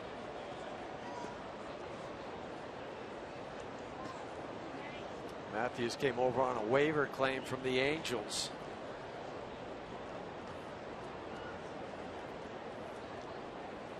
How about this, by the way? The Reds have 2 1-2-3 innings today. In other words, when they're out in the field. The Rockies have just 1. Yet the Rockies are up 17-6. Now is the first inning. Kyle Kendrick retired the first 3 batters of the game. And there have been base runners in every inning since for Cincinnati. Even a couple of those innings for the Cincinnati, they've had multiple guys on. The Rockies pinned today 3 innings. They've given up a walk and 5 hits. But the bottom line, they haven't allowed any runs. They're just walking that tightrope. Rockies went 1-2-3 in the 2nd and the 7th. They have scored runs in every other inning. 1 and 2 on Descalso. Brandon Barnes is on deck. It's a good night around the minor leagues for the Rockies. Albuquerque beat Sacramento yesterday. Trevor Story, he's some kind of hot. 3 more hits, all doubles. That's a comebacker. 3 for 5 yesterday, a couple RBIs. He has 7-game hitting streak, and he has at least 1 extra base hit in 7 consecutive games. And hey, what's so tough about this AAA league? No, he started slowly when he got moved from New Britain, but I mean, he's been unconscious of late. Our old friend Rafael Inoa was 2 for 5 last night. In New Britain, beat the Fighting Phils 6-5 last night. Jordan Patterson, good looking outfield prospect, was 3 for 3 and also had 3 stolen bases. Shane Carl got his 10th victory of the year for New Britain. 3 runs over 6 innings. Didn't walk anybody. 0-2 on Barnes. Modesto beat Visalia. Ryan McMahon 3 for 5. Left side infield prospect. 3rd baseman with a couple of doubles. He has 32 doubles. It's the most in the league, in the Cal League. In fact, he and Trevor Story are tied for the 2nd most doubles in minor league baseball, regardless of league. They both have 32. And you could tell with Ryan, just watching him and watching his swing during batting practice in the minor leagues on those backfields, it was already pretty far advanced. Barnes has got 2 outs. That brings up Stubbs. And it brings me to a guy that I think is really going to get on the fast track. Antonio Sensatella. He has just been outstanding at every stop in his minor league career. This year with Modesto, you say 7-5 record. That's okay, right? But he's got a 2.40 ERA in his minor league career. 72 starts, 35-14, a 2.46 ERA. That's for his minor league career. And he's starting to raise the strikeouts a little bit. This year in Modesto in 105 innings, he has struck out 93. He has walked only 22. That's better than a 4-to-1 ratio. So that's a name to remember. Guy who is just 20, out of Venezuela. And already pitching in high A ball. Antonio Senzatella. He's a 2-0 on Stubbs, 3-0 on Drew, who tripled in his first at bat. He came in the 6th inning.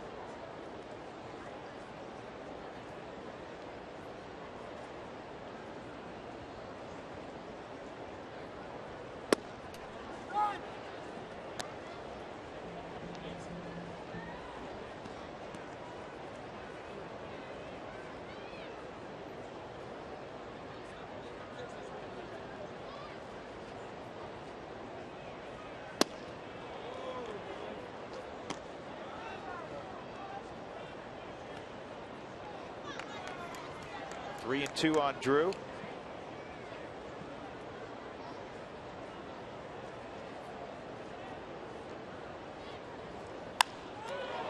And that is redirected to short, and you're not going to throw out Drew Stubbs. How many times has a ball gone off either a pitcher's glove today for Cincinnati, or in that case, a body part? It was the 3rd time today. The other 2 times they got the guys. Not this time. Here's our CenturyLink link to what's next, the upcoming schedule, the rest of July into mid-August. So the Rockies will be on the road quite a bit the next couple of weeks. They'll be home for Seattle, and then they'll be in our nation's capital after the series, the 2 series in Chicago and St. Louis. Be in New York for 4 ball games.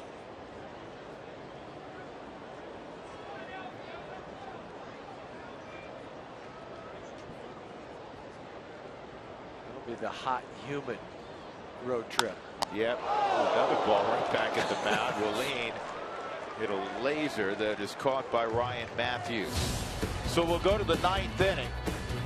17-6 Rockies.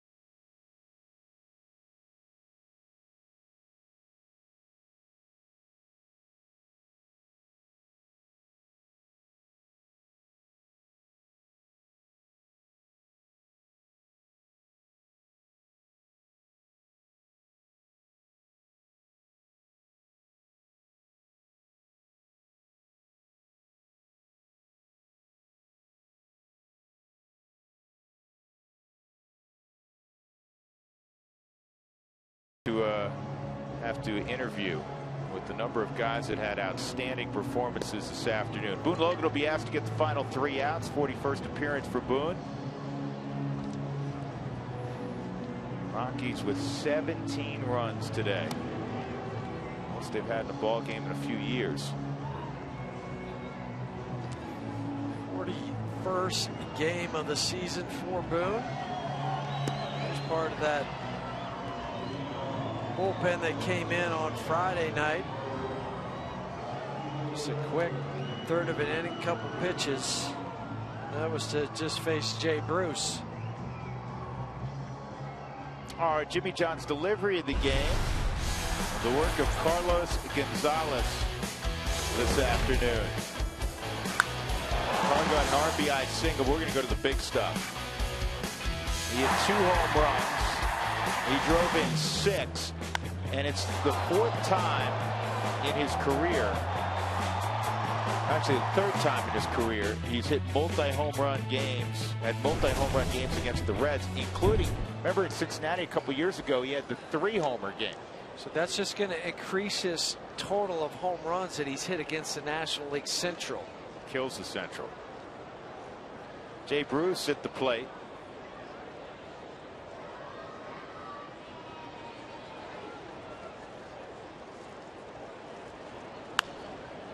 And he hits a high pop to shallow center. Stubbs will come on, 1 out. 6 runs, a dozen hits for Cincinnati. So, you know, they've had traffic, and 6 normally a good number. Rockies have only 3 more hits than the Reds, but 11 more runs.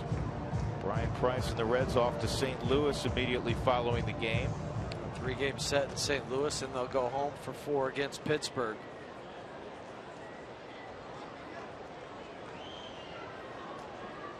Brian Pena, second at bat, 1 for 1.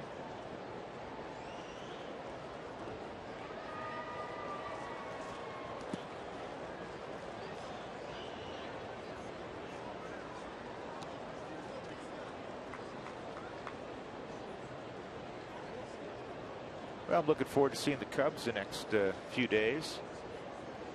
See the improvements in the stadium, the ball club. See if they make any deals before Friday. Got a lot of young talent. Chris Bryant's been scuffling in the second half a little bit.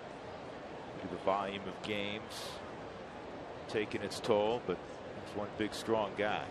Addison Russell. They got in the Samardzija deal last year from Oakland. Yeah. Soler's back.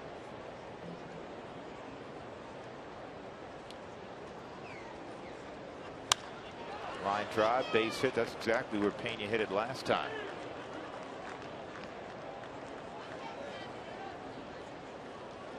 And don't forget about Dexter Fowler. Yeah.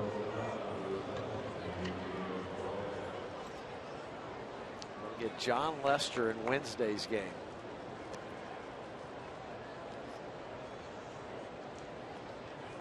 Eugenio Suarez, 2 for 4.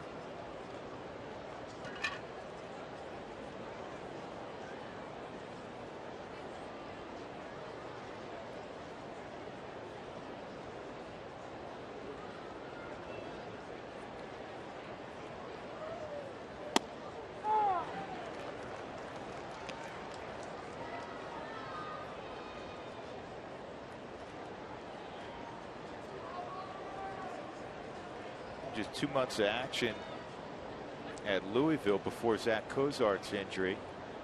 Suarez hit 8 home runs. It's got some pop. This ball has eyes, and it'll sneak through the left side. So a base hit, and they're 2 men aboard with 1 out. That'll bring up Tucker Barnhart, the catcher, 2 for 4.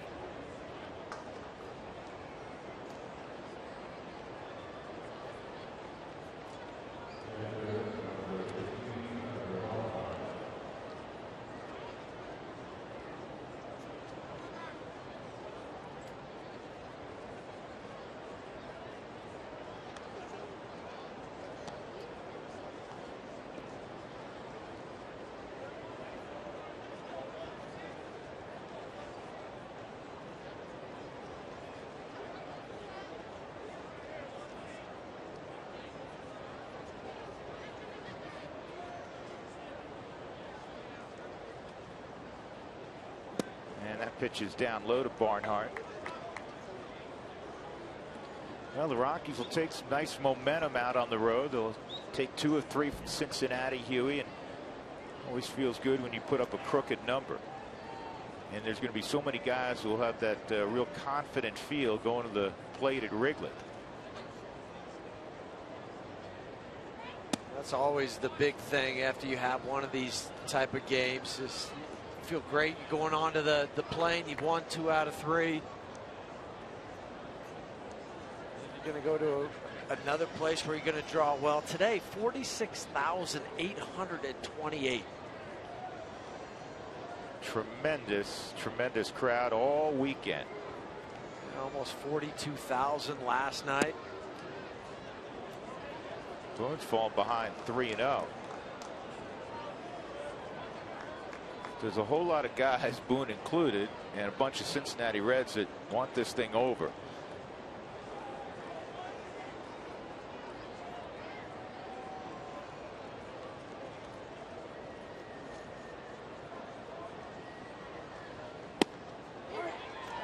Three and one.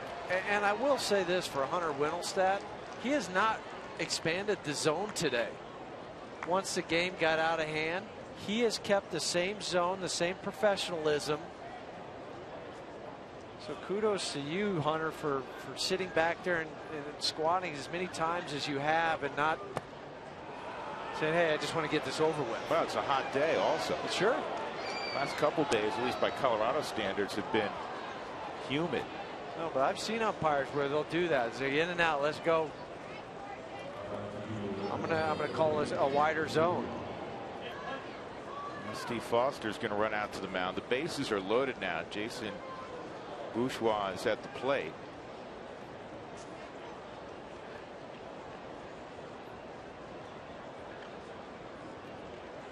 Tommy Kahnle is actually throwing in the Rockies' pen now.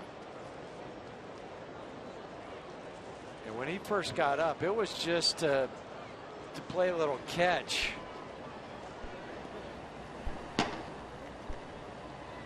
So he had been in it. He wasn't in yesterday's game.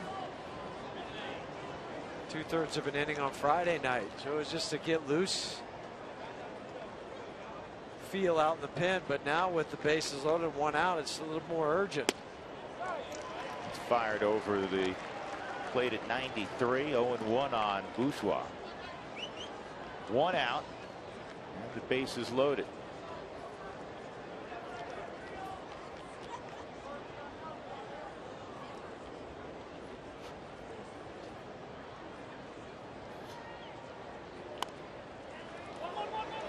That's a fair ball.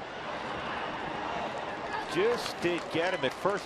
You know, the way that Boone reacted, I'm not so sure he thought that was fair. I think he thought it was off his foot. Because he started to go after it, and then it was like he almost stopped. And I'll tell you what, it was bang, bang at first. Maybe he thought Wallin was going to get it. See on the Subaru Supermo.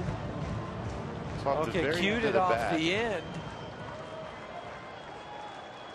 But watch Boone. He starts to go and then he kind of stops. You got it. No, I got to get it. And then he flipped it out of his glove. He was out by a quarter step on the Subaru Supermo. Strike on Billy Hamilton.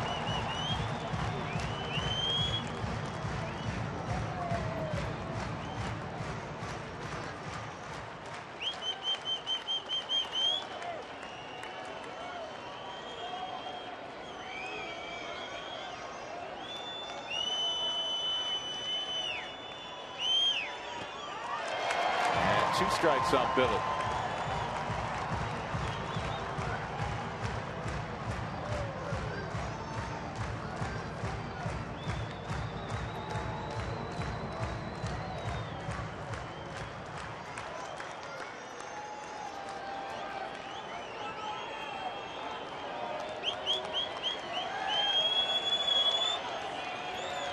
All right, throw him another one.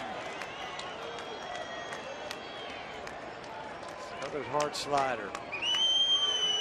0-2, and it's popped up. DJ calling for it. He's got it, and the Rockies on a Sunday afternoon lead up the Cincinnati Reds to the tune of 17-7. 5 home runs hit by the Rockies. What an extraordinary afternoon for Ben Paulson. He had 4 hits, 4 RBIs, a couple of home runs, a double shy of the cycle. Carlos Gonzalez, 6 RBIs, couple of home runs. Nolan, a 3-run home run. Kyle Kendrick gets the victory. He's 4-11. And Michael Lorenzen suffers the loss. He is 3-5. So the Rockies, 3 stay at home. They win 3 out of 5. And it's off to Chicago as the Rockies win it 17-7 this afternoon over Cincinnati. Let's go to center field. Jenny Cavnar. All right, Drew, that was a fun football affair. What do you say coming up in the Toyota postgame show? We're going to talk about a record that Ben Paulson set with our own Ryan Spilborghs. Yeah, I got it. Rare